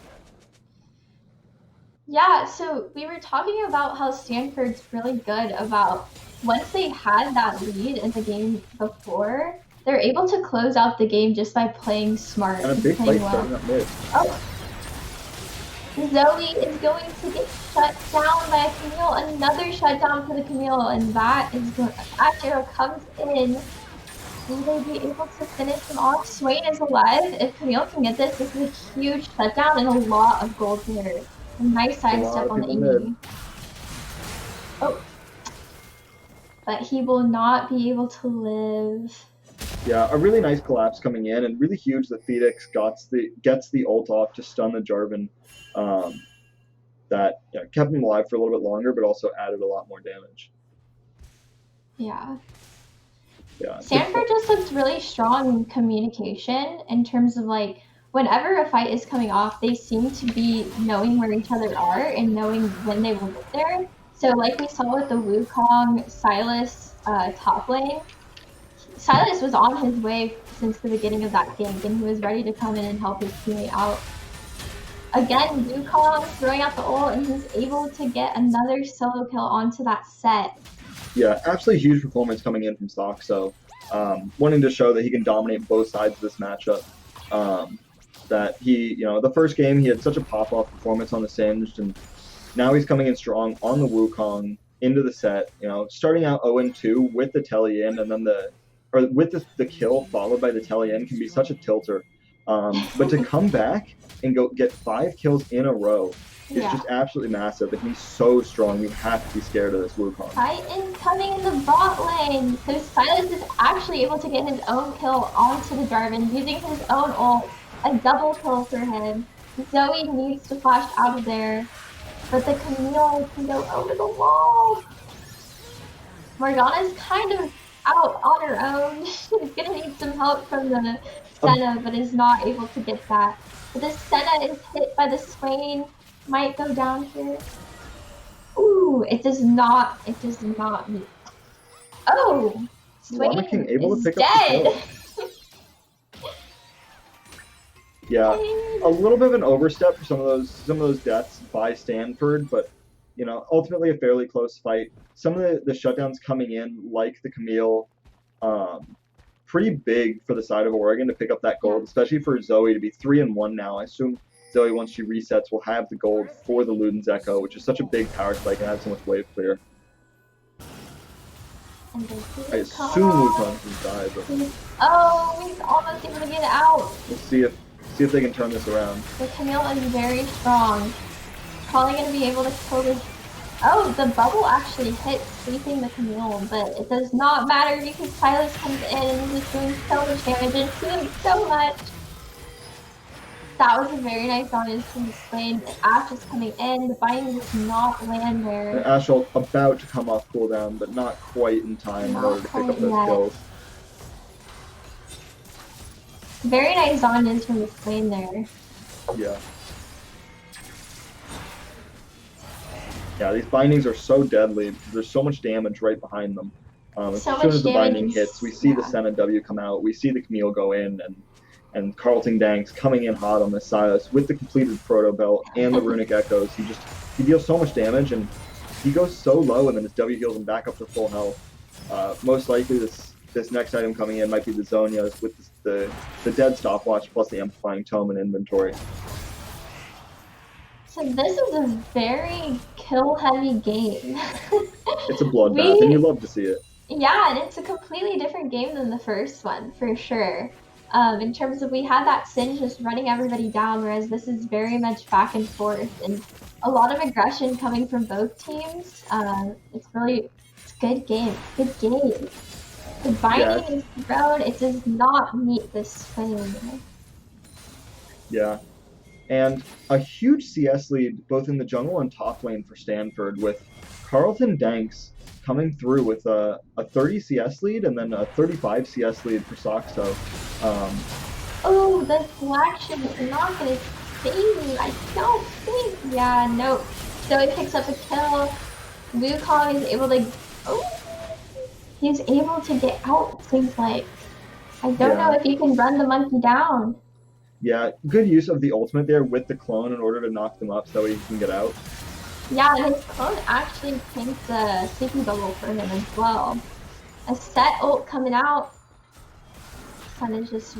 Great base breaker to pull the Senna back in. This is definitely a scary spot to be in as the Senna. You have so little mobility and you can get run down so easily. Great job by Oregon pulling this Looks back. like a fight in the top lane. There's 1v1 going on in the tower. And that's another shutdown. Stanford, I think, looking like they're on tilt a little bit. Just taking some of these fights that they just don't need to. They have a gold lead. They're doing well. And, getting caught out a couple times and taking fights that are just unnecessary. Definitely giving Oregon the means to come back into this game. Yeah, and this is a completely different team than we saw in the first game. In terms of, we were talking about how we thought that they were really good about taking control of the game and not doing throws, but right now it seems like you said they're a little bit tilted, it looks like, and they are forcing these fights that just don't need to be taken. Yeah, and if that bubble hits there, that's so dangerous for Morgana. Yeah. So close, dodging by the narrowest of margins, but We'll have to see if they get into position for this dragon in time. This Ocean Soul is going to be so huge. Both teams, given how bloody this game is, that healing in combat, if you can get the soul point, is so much. The Zoe bubble will not meet the Camille. Lots of stuff going on here. We have the Swain attacking the backline all by himself, and we have the Wukong attacking the front. And Stanford is able to get that team fight going in their direction. There's just so much CC, and with that Swain, the Swain support who's able to go for the backline, he kind of just got caught out. I think he was a little bit overconfident in that, in the sense that he was trying to take down the Senna and Morgana all by himself, knowing how much sustain they have and knowing that they do have that Black Shield to possibly save them from what he had. So very disjointed on Oregon's side within that team fight. Yeah, Blanchman goes in and he's doing okay at the start of the fight. The problem is that there's no follow-up because the Claw goes in 1 versus 4 and splits the entire team. And with that Triforce and Merc Treads, he's tanky enough that the Claw is able to just hold off for a while they focus Camille down. And by the time that Swain's stopwatch wears off, the Claw is still alive, Swain dies, and Wukong's able to come in on the 1 versus 3 and get a massive double knock-up and get a couple kills. So, beautiful team fight coming in from Stanford, and Soxo, Soxo and the Claw really comboing that fight, although, if Soxo's able to get there a little earlier, maybe Claw doesn't even die, and that's a clean ace. Yeah. Very nicely played by the Wukong there. Yeah, this Wukong is, 7-4. I think this recall... He's a strong boy. I think this recall will see the Death Stance come in, or at least be close to being completed. And once you've got the Triforce Death Stance, there's the Death Stance completed. That's so hard to deal with this Wukong. With the amount of anti-burst it gives, plus the healing on the ultimate, combined with the Conqueror, this Wukong becomes nearly impossible to kill. And the Executioner's Calling, just to the cherry on top to stop any healing coming in from the Ash with the Blade of the Ruined King, and the Swain healing. Looks like they're setting up some vision for the top side of the map. Yeah, a 3,000 gold lead coming in at just under 20 minutes. And they're sitting on the Herald, so... Oh. So looks back like and an forth. unassisted kill on Carlton Danks. Oh. Camille is a slippery champion. Yeah, and Jarvan not quite able to get that flag and drag combo in order to pick up the Camille, but they may have a flank position here where they're able to go onto it, but it looks like the Claw will get out. That kill on Carlton Danks may just mean that it's a Baron. Yeah. The Ash arrow is out, but it's not going. The Ash was wide, but the bubble was not. That was a Wukong really tried to save the Senna there, but was not able to. It's able to take down 2 on its own. Get, 1 versus 4 is able to pick up 2 kills. 2 kills. How do you stop this Wukong unless you have, you have the whole team there? Oh no, this set going. What a great spell shield from the Morgana. Yeah, They're able to turn it around. And the Morgana ult coming out, but the Swain just can't get them. Oh, very, very nice ult coming out of this set. He's able to pick up 2, but this silence is too strong. Yeah, Carlton Danks has been just an absolute monster. And we haven't talked about it much, but these Black Shields have been incredible. Yes, pretty much every single fight, these Black Shields have been absolutely perfect to block key abilities and keep people alive. A really nice counterplay coming in from Ataru with the set, but yeah, I mean, this game is we're at a 3,000 gold lead, 21 minutes in, and 56 kills. So averaging almost 3 kills a minute. You love to see it. It's a great game to watch. Zoe actually able to pick up that Scuttle Crab from Carlton Danks. Going into just the amount of kills that are going on in this game, it's so much different than last in terms of these teams are playing so aggressive with each other. Stanford knows what's on the line, Oregon knows what's on the line. Stanford has the lead with game 1, so Oregon has really come out to play this game, but Stanford is handling it pretty well. It's pretty evenly matched right now. Let's see, Dragon is coming up pretty soon. but they're able to maybe get a pick off before. Yes, they'll get a pick off on Swain, and that's not good for Oregon. He's doing a lot of damage for their team and getting into that backline, which they're not going to have for this dragon fight. Yeah, this Wukong is just so hard for them to deal with. Yeah, And- he's a big monkey boy. Yeah, the monkey is scary, and he's just going into the team fights and running through their team, and they don't have an answer for it, so... Oh, and here he goes once more. He's able to get out. The black shields are just so good. Oh no! The Zoe deals Talk to so Morgana. much damage, but it's not quite enough to take out the Morgana, which would be a huge pick for them, but this may just be, you know, the Rift Herald on top. They may be able to just head over to the Baron. Yeah, they're We'll paying the see. Baron right now, actually. So maybe they'll get that vision and get some backs in and come back, but Yeah, it looks like not much is going to happen with the Rift Herald, but... Yeah, I mean, the Wukong's got 10 kills. Carlton Danks has 9 kills. He's picked up the Zonias, got the Proto Belt.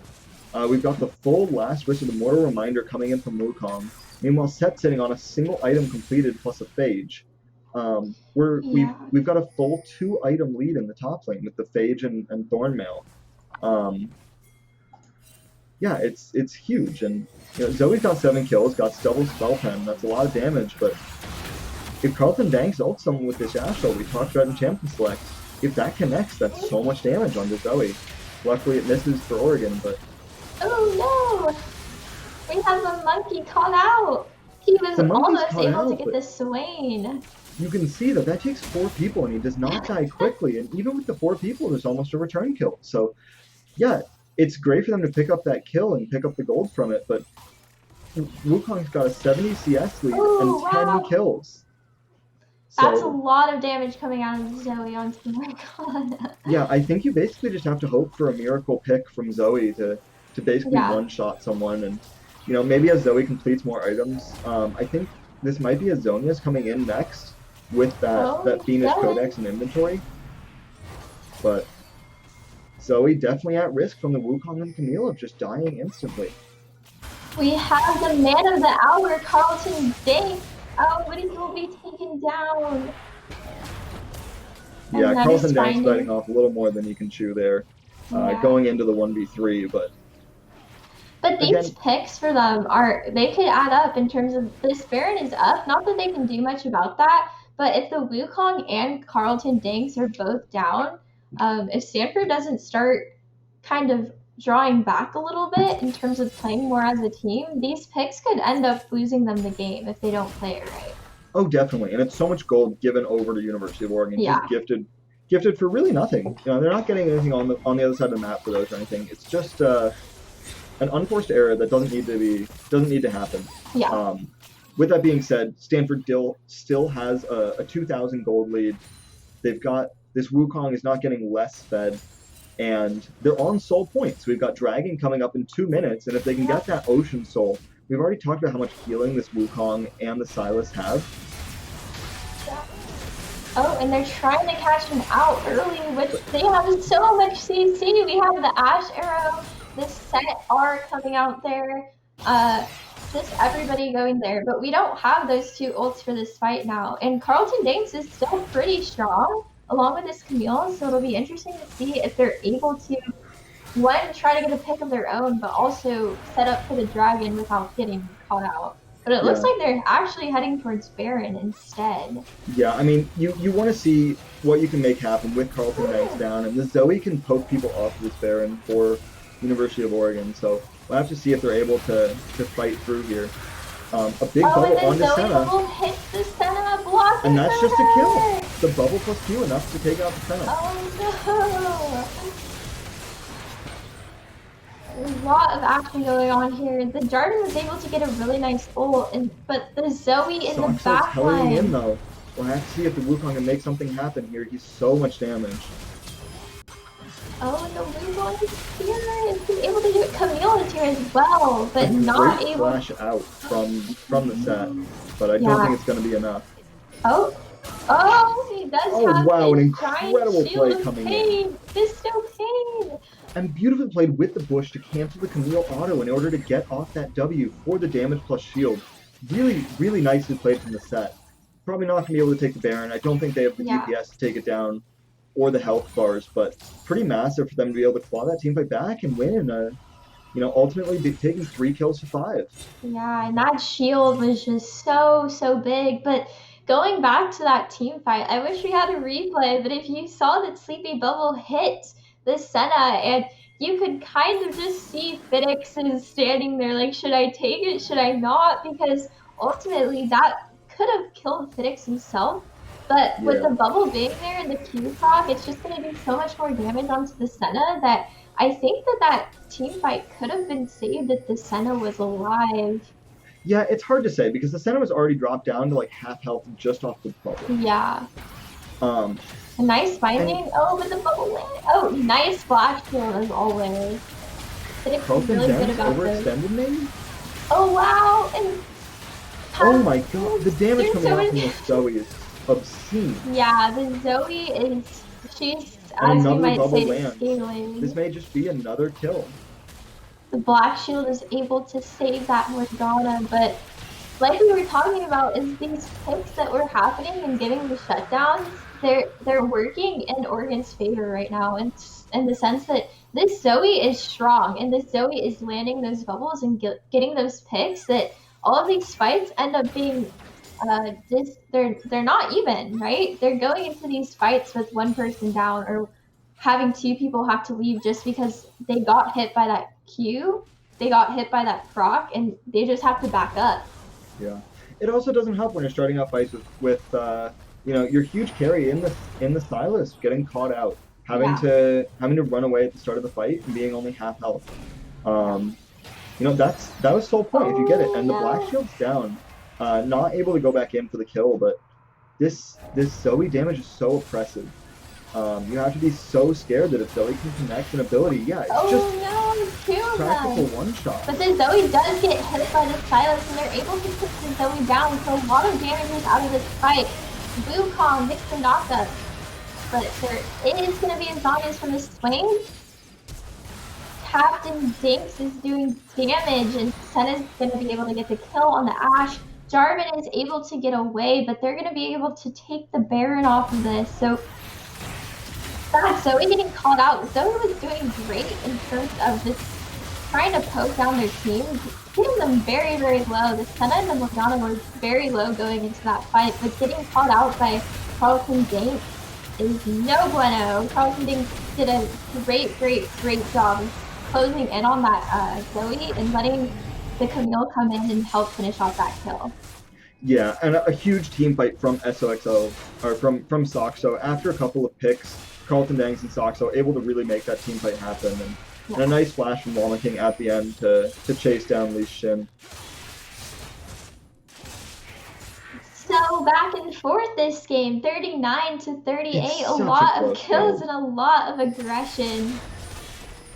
Because that was scary territory with Carlton Danks going in like that. If his team didn't follow up to get that Zoe, that could have been a big boo-boo and a big win for Oregon in terms of they would have been able to pick up that Baron, but instead it's going to Stanford this time.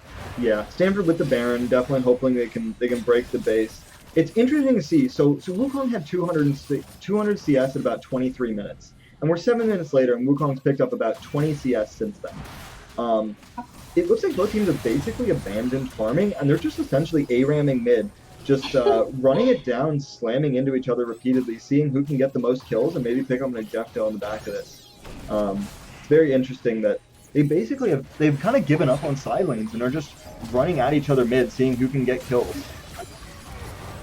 All random, all mid. ARAM is good for Zoe though. ARAM is great for Zoe, and we've seen that in some of these fights, that Zoe just deals so much damage. It was a nice job of the Wukong hitting the clone there to help his teammates out from taking that Q damage. Yeah, and the Edge of Night from Wukong is so strong against the Zoe, being able to block the bubbles. Yeah, this Black Shield really instrumental. I think without the Black Shield and without how well this Morgana is playing it, this game would be so much more strongly in Oregon's favor. But these Black Shields have been so on point. Look, that was an absolutely perfect Black Shield in order to block the Ashe arrow. So the set is going in on the Wukong. Wukong will be taken down, but Carlton Dinks is dealing damage. They're able to get the Zhongas off. Oh, but he's able to post the Camille with that R. So this support's not looking like a support. He's looking like No, a this carry. is nothing like a support. This is a carry Swain 100%. This is a carry He's dealing Swain in the damage. bot lane. But Zoe is going to be doing some Zoe is damage. also a carry. Oh no! Carlton Dinks will get Danks hit by the with sleepy bubble. damage, though. One-shotting Ashe. Oh, a good flash by the Morgana. Had to use that to get away from that Jarvan, get away from that Zoe level hitting. Yeah, a nice team fight from Oregon to what looked initially like it was going not in their favor. They're able to pull it out. Really strong carry performance coming in from the Zoe. Definitely not the game for 80 carries with a 3 and 10 Ashe and a 4 and 8 Senna. A lot of assists for both of them with 19 assists for each 80 carry, but definitely the 11 kill Swain is more of the look at me, I'm the captain now moment coming in for Swain.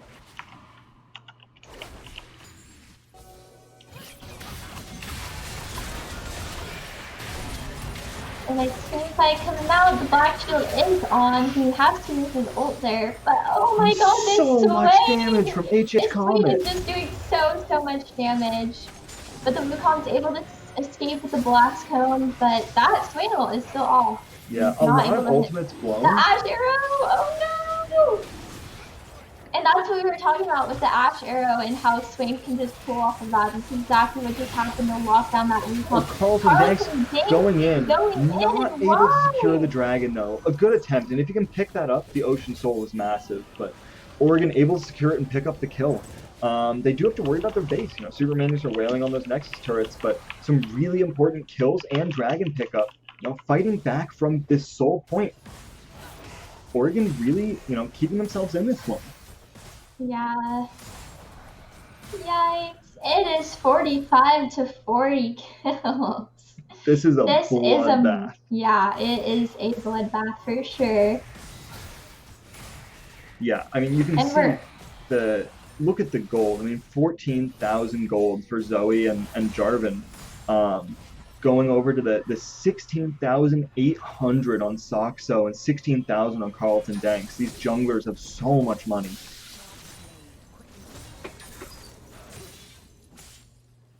Yikes, yikes, yikes. It's gonna come down to these dragons and these barons and just not throwing, right? And these team fights are so back and forth. Although that was a good attempt by Carlton Dinks, it was, felt like a bit of a throw. He does have the smite up, but I think it's worth a try for the Soul point. At the same time, he doesn't have flash up for this next team fight. And it's definitely... It's pretty easy to say it's not worth it if he doesn't get it. But if he does get it, that's a game-winning play. That is. So, you as the jungler, you want to go for it, but it really feels bad if you don't get it. Yeah, it's really easy to say it's not worth it if he doesn't. It's very easy to say it is worth it if he does, but, you know, it's not a 50-50 there. It's very hard for you to secure that because you're going into 4 people, and they have so much crowd control with the set and the Zoe and the Ashe and the Swain. It takes a lot of his all-in power away by using that flash because he was able to get on that Zoe by flashing and locking her down, but he's not going to have that this time around for this Baron fight. That's through the Black Shield. Doing the damage. Yeah, this Zoe, if Zoe can one-shot Morgana or Senna, you know, Oregon just wants to not go all into the team fight and just give Zoe a couple minutes to poke people out, because this Zoe deals so much damage. Absolutely terrifying. You know, got the rabbit on Death Count completed, the 10 stacks in the Dark Seal. I'm curious if we see that upgraded to the actual Mejai's, but I don't think we'll see it. If it jumps them down to the Baron fight, that actually the smite on HH Comet can be really huge, but most likely it'll be used for some extra damage or just to hit this minion as it wears off. And it's really hard to get vision of the Zoe and where she's throwing these bubbles from, because if it goes to the wall, it just has so much of a longer range And if she's able to hit them from like across the map and have no penalty of getting hurt herself, it's just she's literally one-shotting the Senna from miles and miles away. So they should try to get some vision on that, but that's Yeah. also at the cost of getting caught out. Yeah, Stanford's doing a good job getting vision down, but then they back off, and Oregon's able to just clear it all out. So if Oregon can keep this vision cleared, it's so hard to deal with the Zoe because you don't know where she is and what angle she's coming in from with the bubbles and with the paddle stars. Yeah. This Morgana, you have to be so scared of face checking the Zoe because you just die and there's nothing you can do about it. The Zoe will kill you instantly. The Ashe plus the Zoe combo just has so much potential to just one-shot you from before you even realize what's happened, or before the CC wears off from the Ashe arrow. Yeah. The claw. It looks like So they're already but they're starting on the Baron. vision. We'll have to see if they can get over this in time, but the Baron's going down quickly. It is going on. Oh, but will the Oh Morgana be my caught? This spell shield actually saved her from getting that sleepy bubble. Yeah, the sleepy But bubble hits and it's a lot Wukong is of damage, actually but... below them. He might be able to find the pick on somebody who's not with their team. And they're still on the Baron. Yeah, they're going for it. Help us! That just gets Senna out. Gets the ult off. Wukong is going to the back line. This swing is so strong! And he's actually able to get a double kill for himself, but our man, the myth, the legend, Carlton Danks, is able to take that swing down. But Zoe is still alive and can very much kill somebody here. Oh, the long range bubble.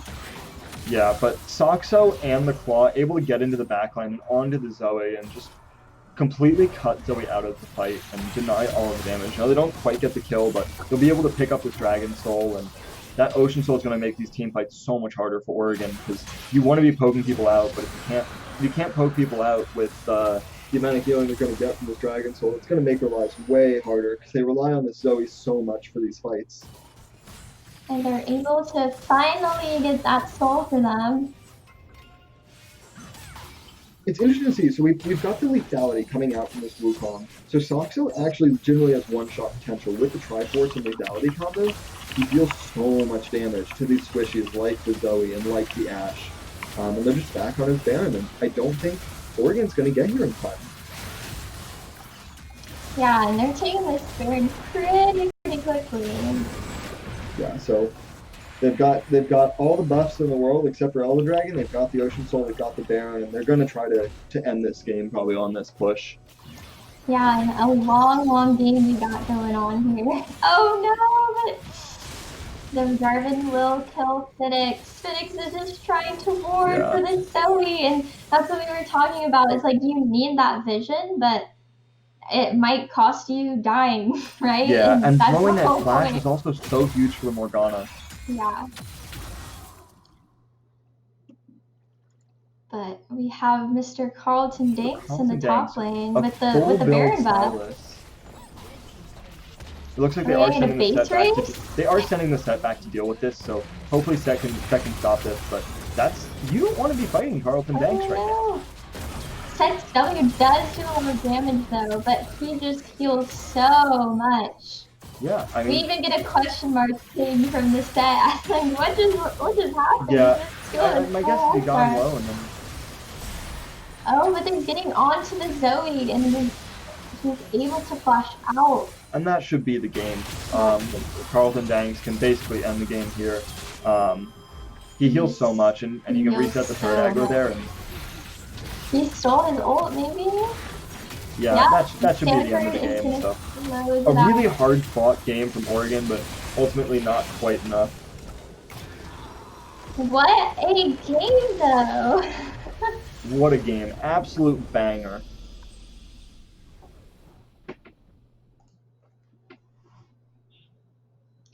That was completely different than the first game, and that's what we asked for, right? They took that Singed away.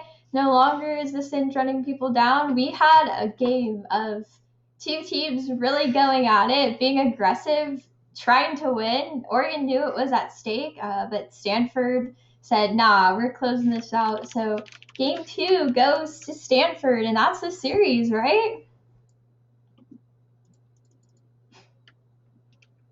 Yeah, I mean, we wanted to see them change it up, and they absolutely did. And a really good try from Oregon. You know, they fought so hard in that one, and it was so close for quite a while, but not quite enough to turn that one around. I think for me, player of the series has to be this top laner in Soxo with the Wukong performance this game, as well as the Singe from last game, just doing so much. Yeah, for sure, helping his team out in any way he can in both games. Like the Singe, we said he's running people down. He was helping every lane that he could. He was getting those TPs in. But then with Wukong, he had a disadvantage at the start. He was dead. He got a solo kill, but then he said, you know what?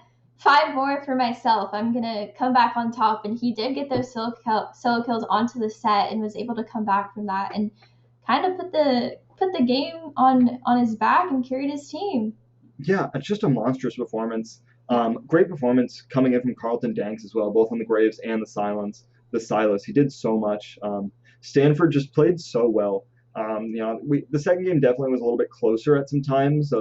It was very back and forth, which I was super happy to see. What a fun game for that second game. That was a fun game to watch. Very aggro from both teams. I think we were over 100 kills by the end of the game, which I was super happy to see. I mean, we were 47-45, I think, at one point, which is 92, and that was before the last team fight. So, that was a long game. Like, it went long. The whole time, just so back and forth, and a lot of action going on from both teams. A really fun game to watch.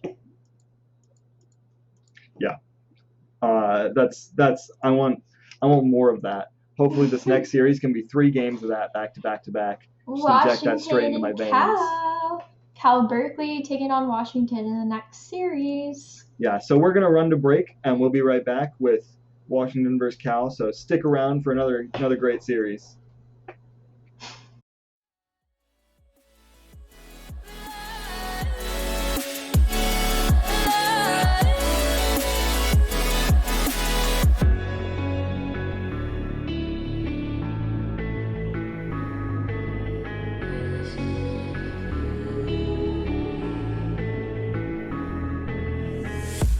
Gotta save me from myself. This emptiness, it hurts like hell. My good intentions let me down.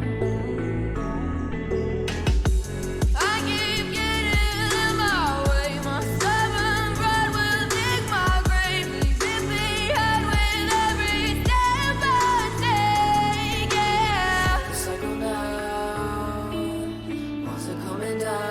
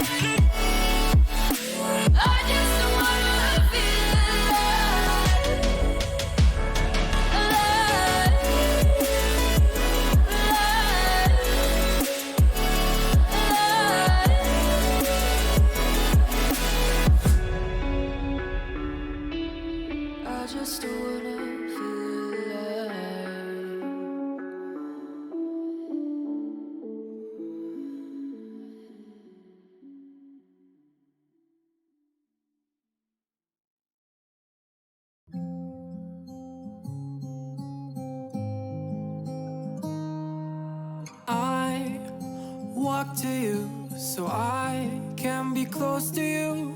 It's really simple if you look at it that way. Time that we get by with money we don't know. Pockets empty but hearts are full anyway. Hey, playing like children and love like orange. You were too good for me, but I wanted you anyway. you over my head, even when you lived alone to make your parents mad. Say goodbye to your old life, turn the page, follow my bed. I don't care if loving you over my head.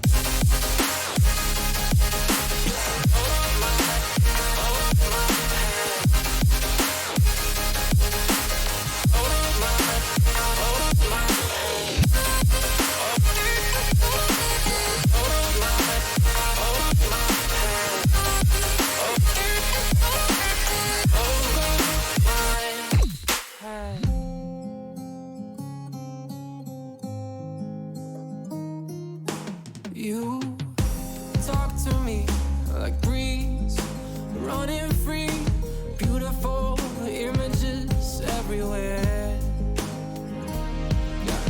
You take a picture of us kissing in cars, it makes my day 10 times better. Yeah, playing like children and love like orange. You were too good for me, but I wanted you anyway. I always loved you over my head, even when you lived alone to make your parents mad. Say goodbye to your old life, turn the page, follow my bed. I don't care if loving you over my head.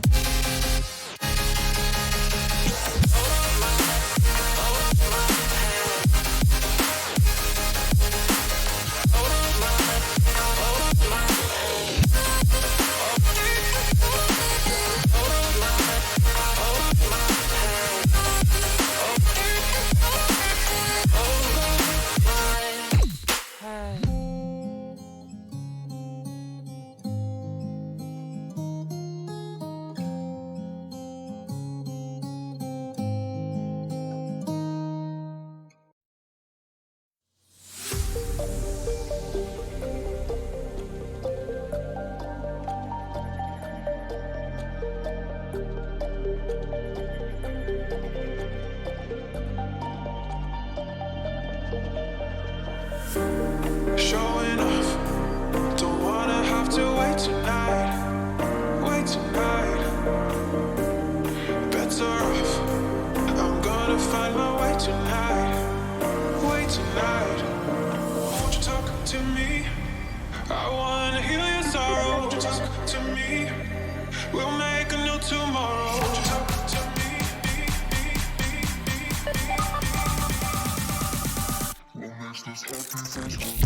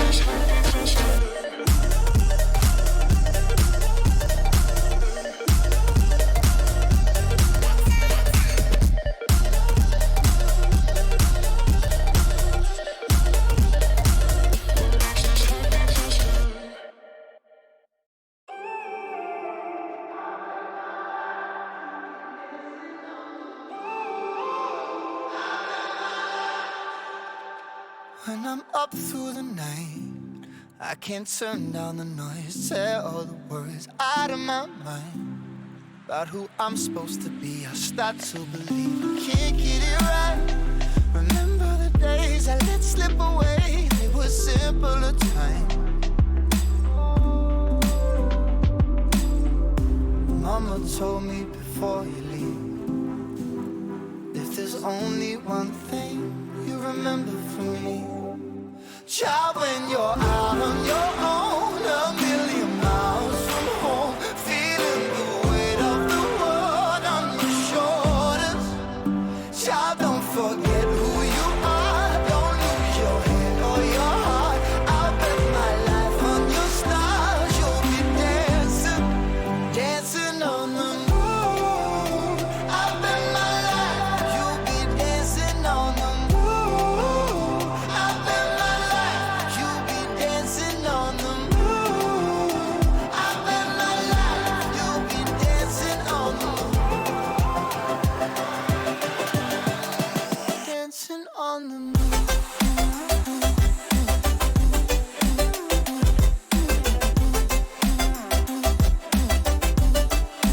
Dancing on the moon.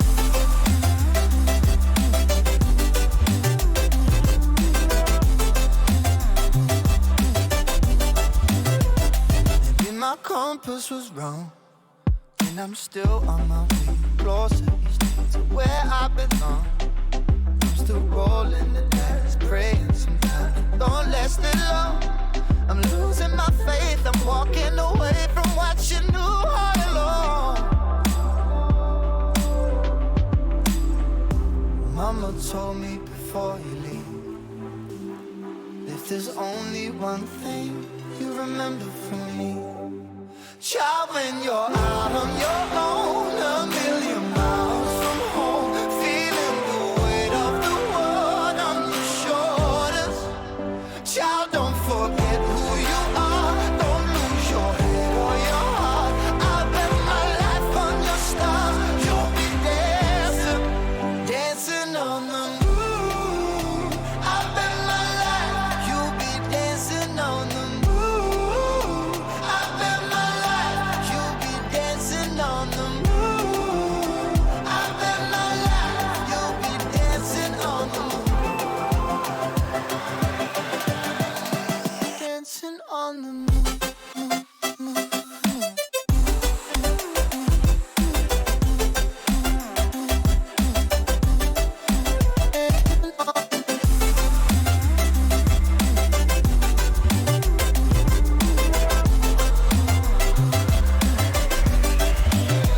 Child, when you're out on your own, a million miles from home, feeling the weight of the world on your shoulders. Child, don't forget who you are, don't lose your head or your heart. I'll bet my life on your stars, you'll be dancing, dancing on the moon.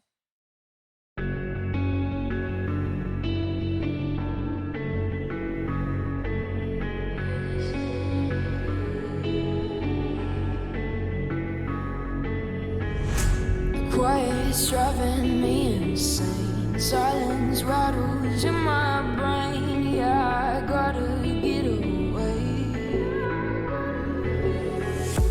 Always waiting for the phone, so I built my towers tall, wandering through these empty halls. Break the cycle now, walls are coming down. I gotta make it out. Yeah, yeah, yeah, yeah.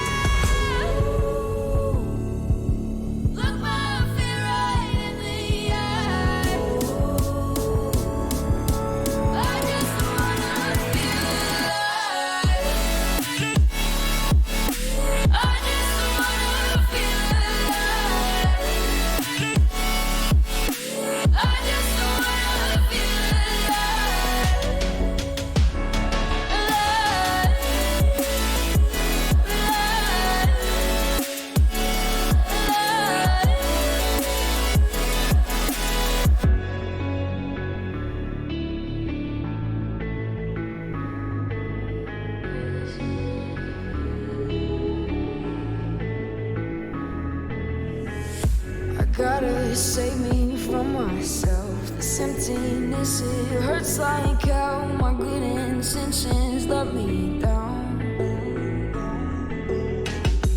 I keep getting in my way. My stubborn pride will dig my grave. Leave it behind with every step I take. Yeah. Cycle down, walls are coming down.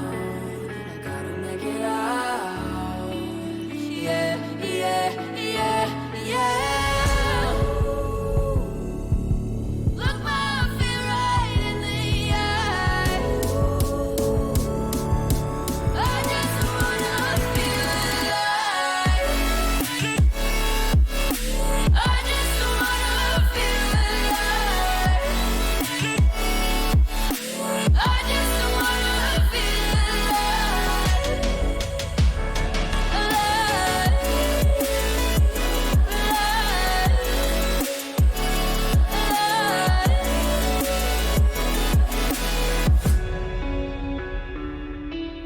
I just wanna feel alive.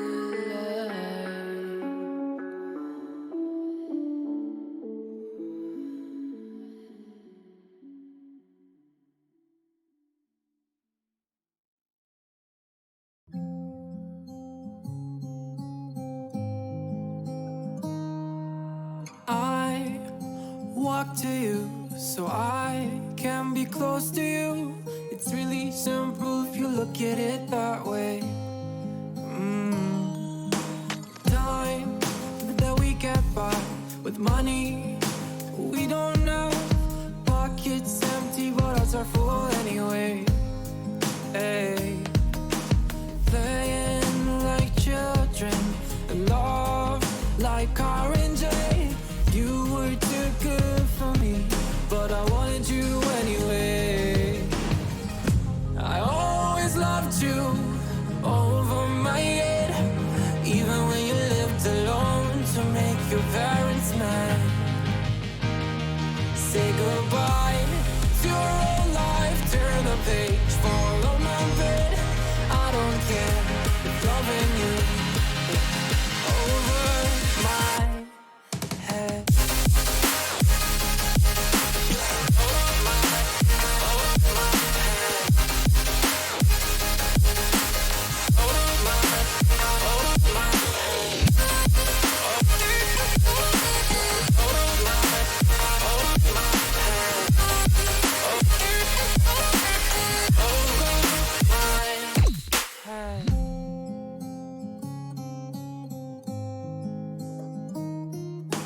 You talk to me like breeze, running free, beautiful images everywhere. Yeah. You take a picture of us kissing in cars, it makes my day 10 times better. Yeah. Playing like children and love like orange. You were too good for me, but I wanted you anyway. I always loved you over my head, even when you lived alone to make your parents mad. Say goodbye to your old life, turn the page, follow my bed. I don't care if loving you over my head.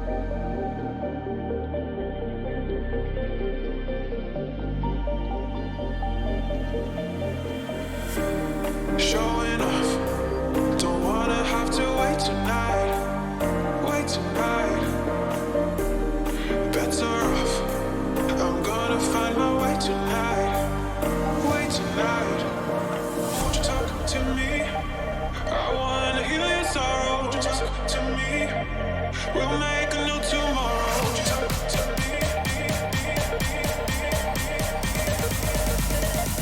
We'll lose this whole thing history.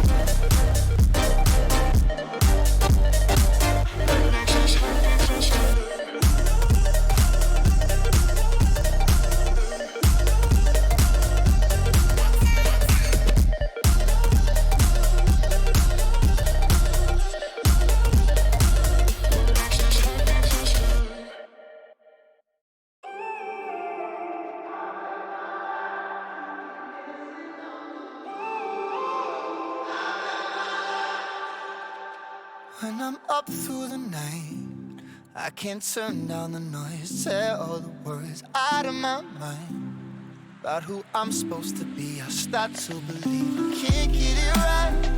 Remember the days I let slip away. They were simpler times.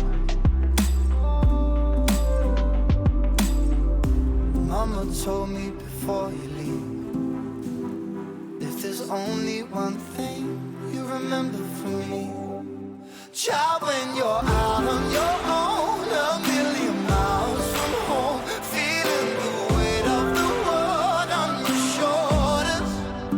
Child, don't forget who you are. Don't lose your head or your heart. I'll bet my life on your stars. You'll be dancing, dancing on the moon.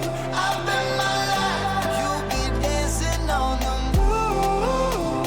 I'll bet my life you'll be dancing on the moon. I bet my life you'll be dancing on the moon.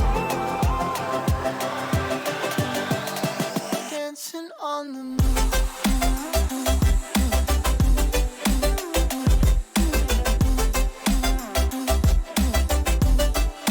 Dancing on the moon.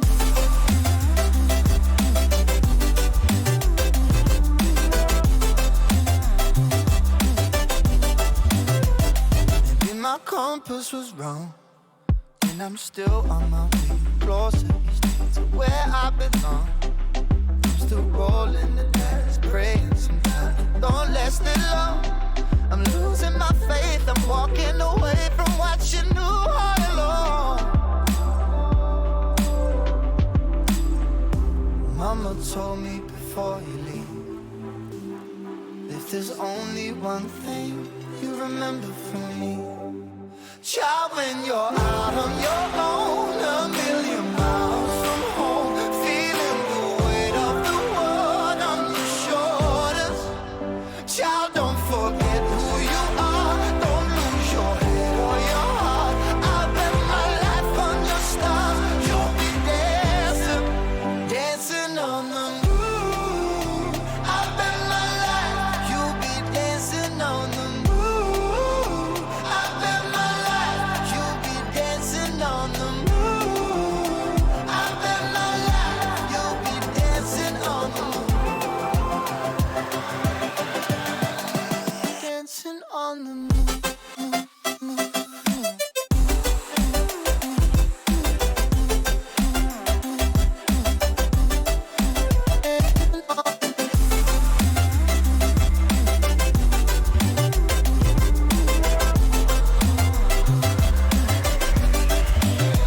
Child, when you're out on your own, a million miles from home, feeling the weight of the world on your shoulders.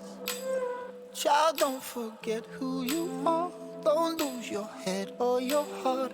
I'll bet my life on your stars. You'll be dancing, dancing on the moon.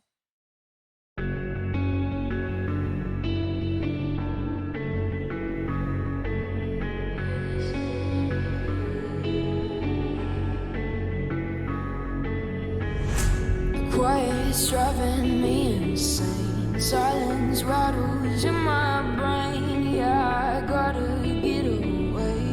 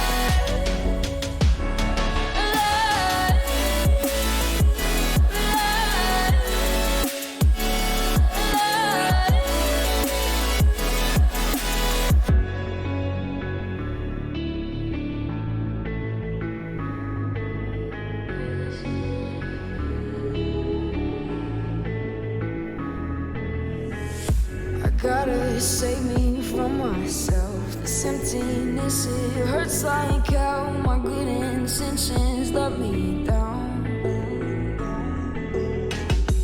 I keep getting in my way. My stubborn pride will dig my grave. Leaving behind with every step I take. Yeah. Cycle down, walls are coming down. I gotta make it out. Yeah, yeah, yeah, yeah. Look my fear right in the eye. I just wanna feel alive. I just wanna feel alive. I just wanna feel alive. I just wanna feel alive.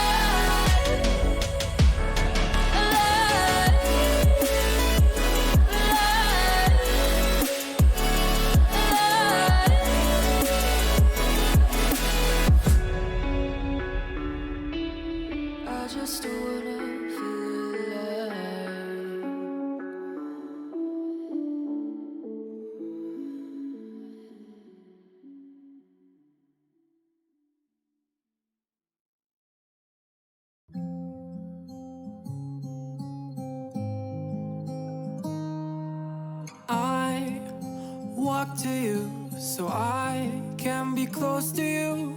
It's really simple if you look at it that way. Time that we get by with money we don't know. Pockets empty, but hearts are full anyway. Hey. Playing like children and love like R and J. You were too good for me, but I wanted you anyway.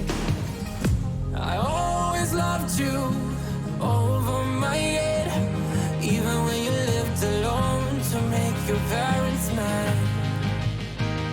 Say goodbye to your old life, turn the page, follow my bed. I don't care if loving you over my head.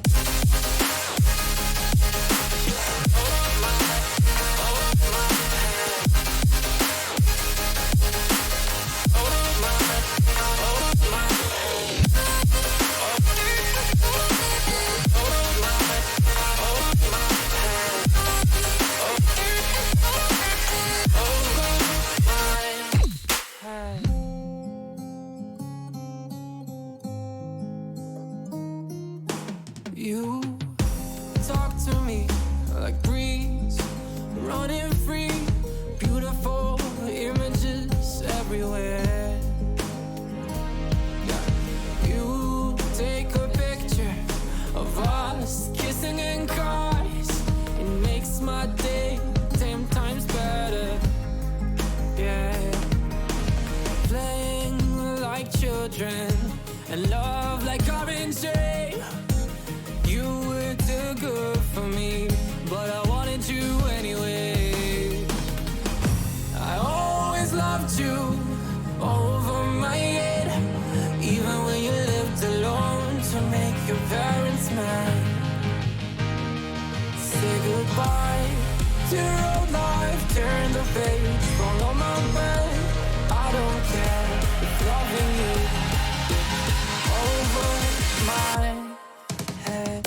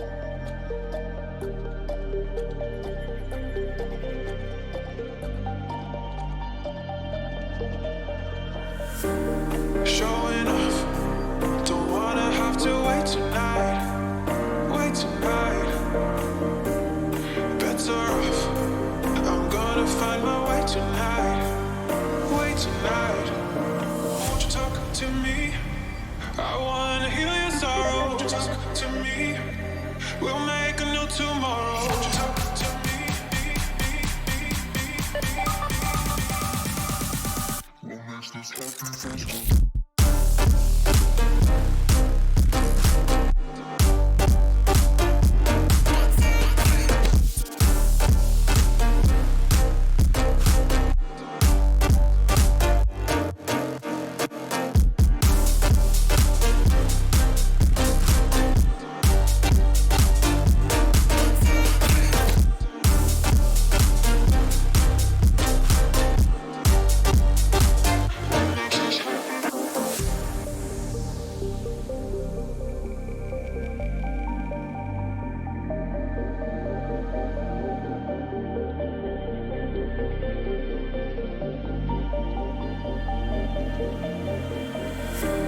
Showing off, don't wanna have to wait tonight. Better off, I'm gonna find my way tonight. Won't you talk to me? I wanna heal your sorrow. Won't you talk to me? We'll make a new tomorrow. Won't you talk to me? What makes this happy festival?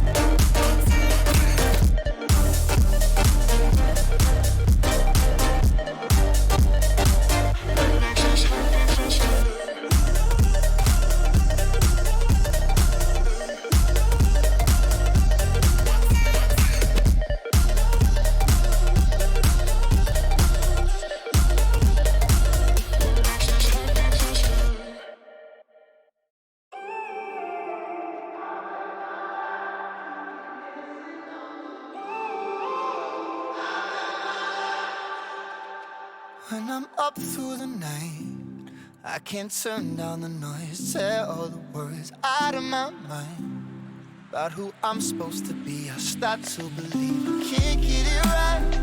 Remember the days I let slip away. They were simpler times. Mama told me before you leave, if there's only one thing you remember from me, child, when you're out on your own, a million miles from home, feeling the weight of the world on your shoulders. Child, don't forget who you are. Don't lose your head or your heart. I'll bet my life on your stars. You'll be dancing, dancing on the moon. I'll bet my life you'll be dancing on the moon. I'll bet my life you'll be dancing on the moon. I'll bet my life you'll be dancing on the moon. Dancing on the moon.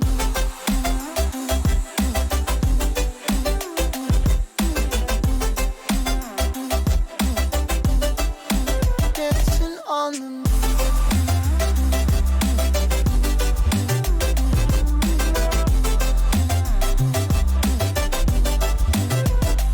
Maybe my compass was wrong, and I'm still on my way closer each day to where I belong. I'm still rolling the dice, praying sometimes it don't last that long. I'm losing my faith, I'm walking away from what you knew all along.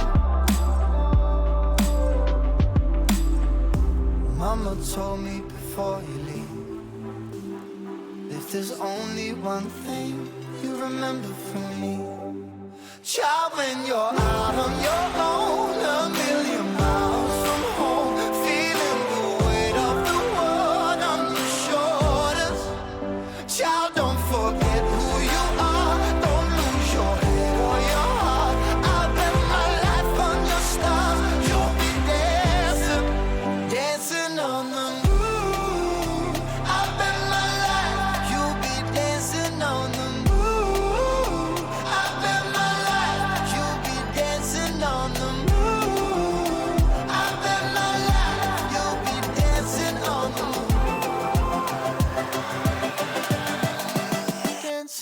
on the moon.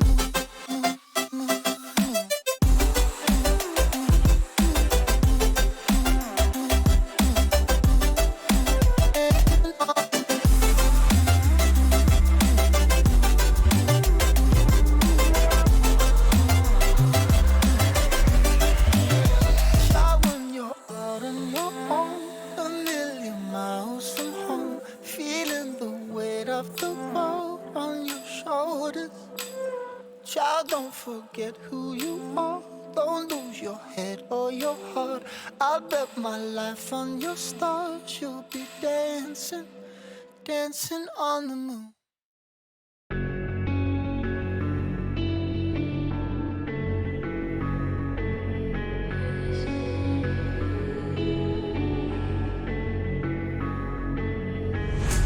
Quiet's driving me insane. Silence rattles in my brain. Yeah, I gotta get away. Always waiting for the fall, so I built my towers tall, wandering through these empty halls. Break the cycle now. Walls are coming down. I gotta make it out. Yeah, yeah, yeah, yeah. Look my fear right in the eye. I just wanna feel alive. I just wanna feel alive. I just wanna feel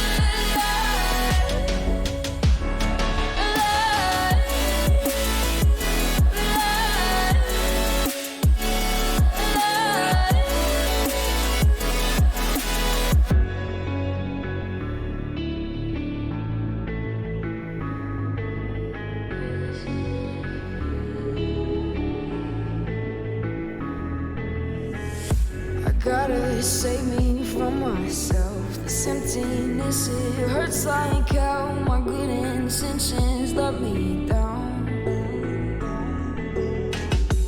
I keep getting in my way. My stubborn pride will dig my grave. Leaving behind with every step I take. Yeah. Cycle down, walls are coming down. I gotta make it out. Yeah, yeah, yeah, yeah. Look my fear right in the eye. I just wanna feel alive. I just wanna feel alive.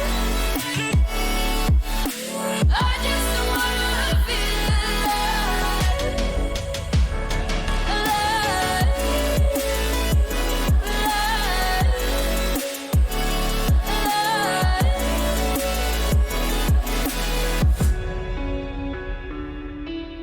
I just wanna feel alive.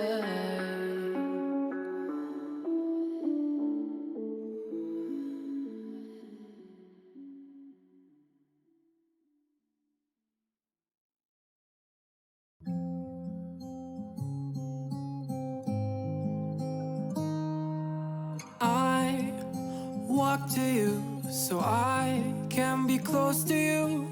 It's really simple if you look at it that way. Time that we get by with money we don't know.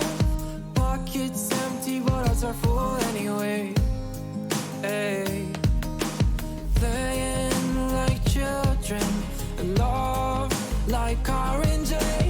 You were too good for me, but I wanted you anyway. I always loved you over my head, even when you lived alone to make your parents mad. Say goodbye to your old life, turn the page, follow my way.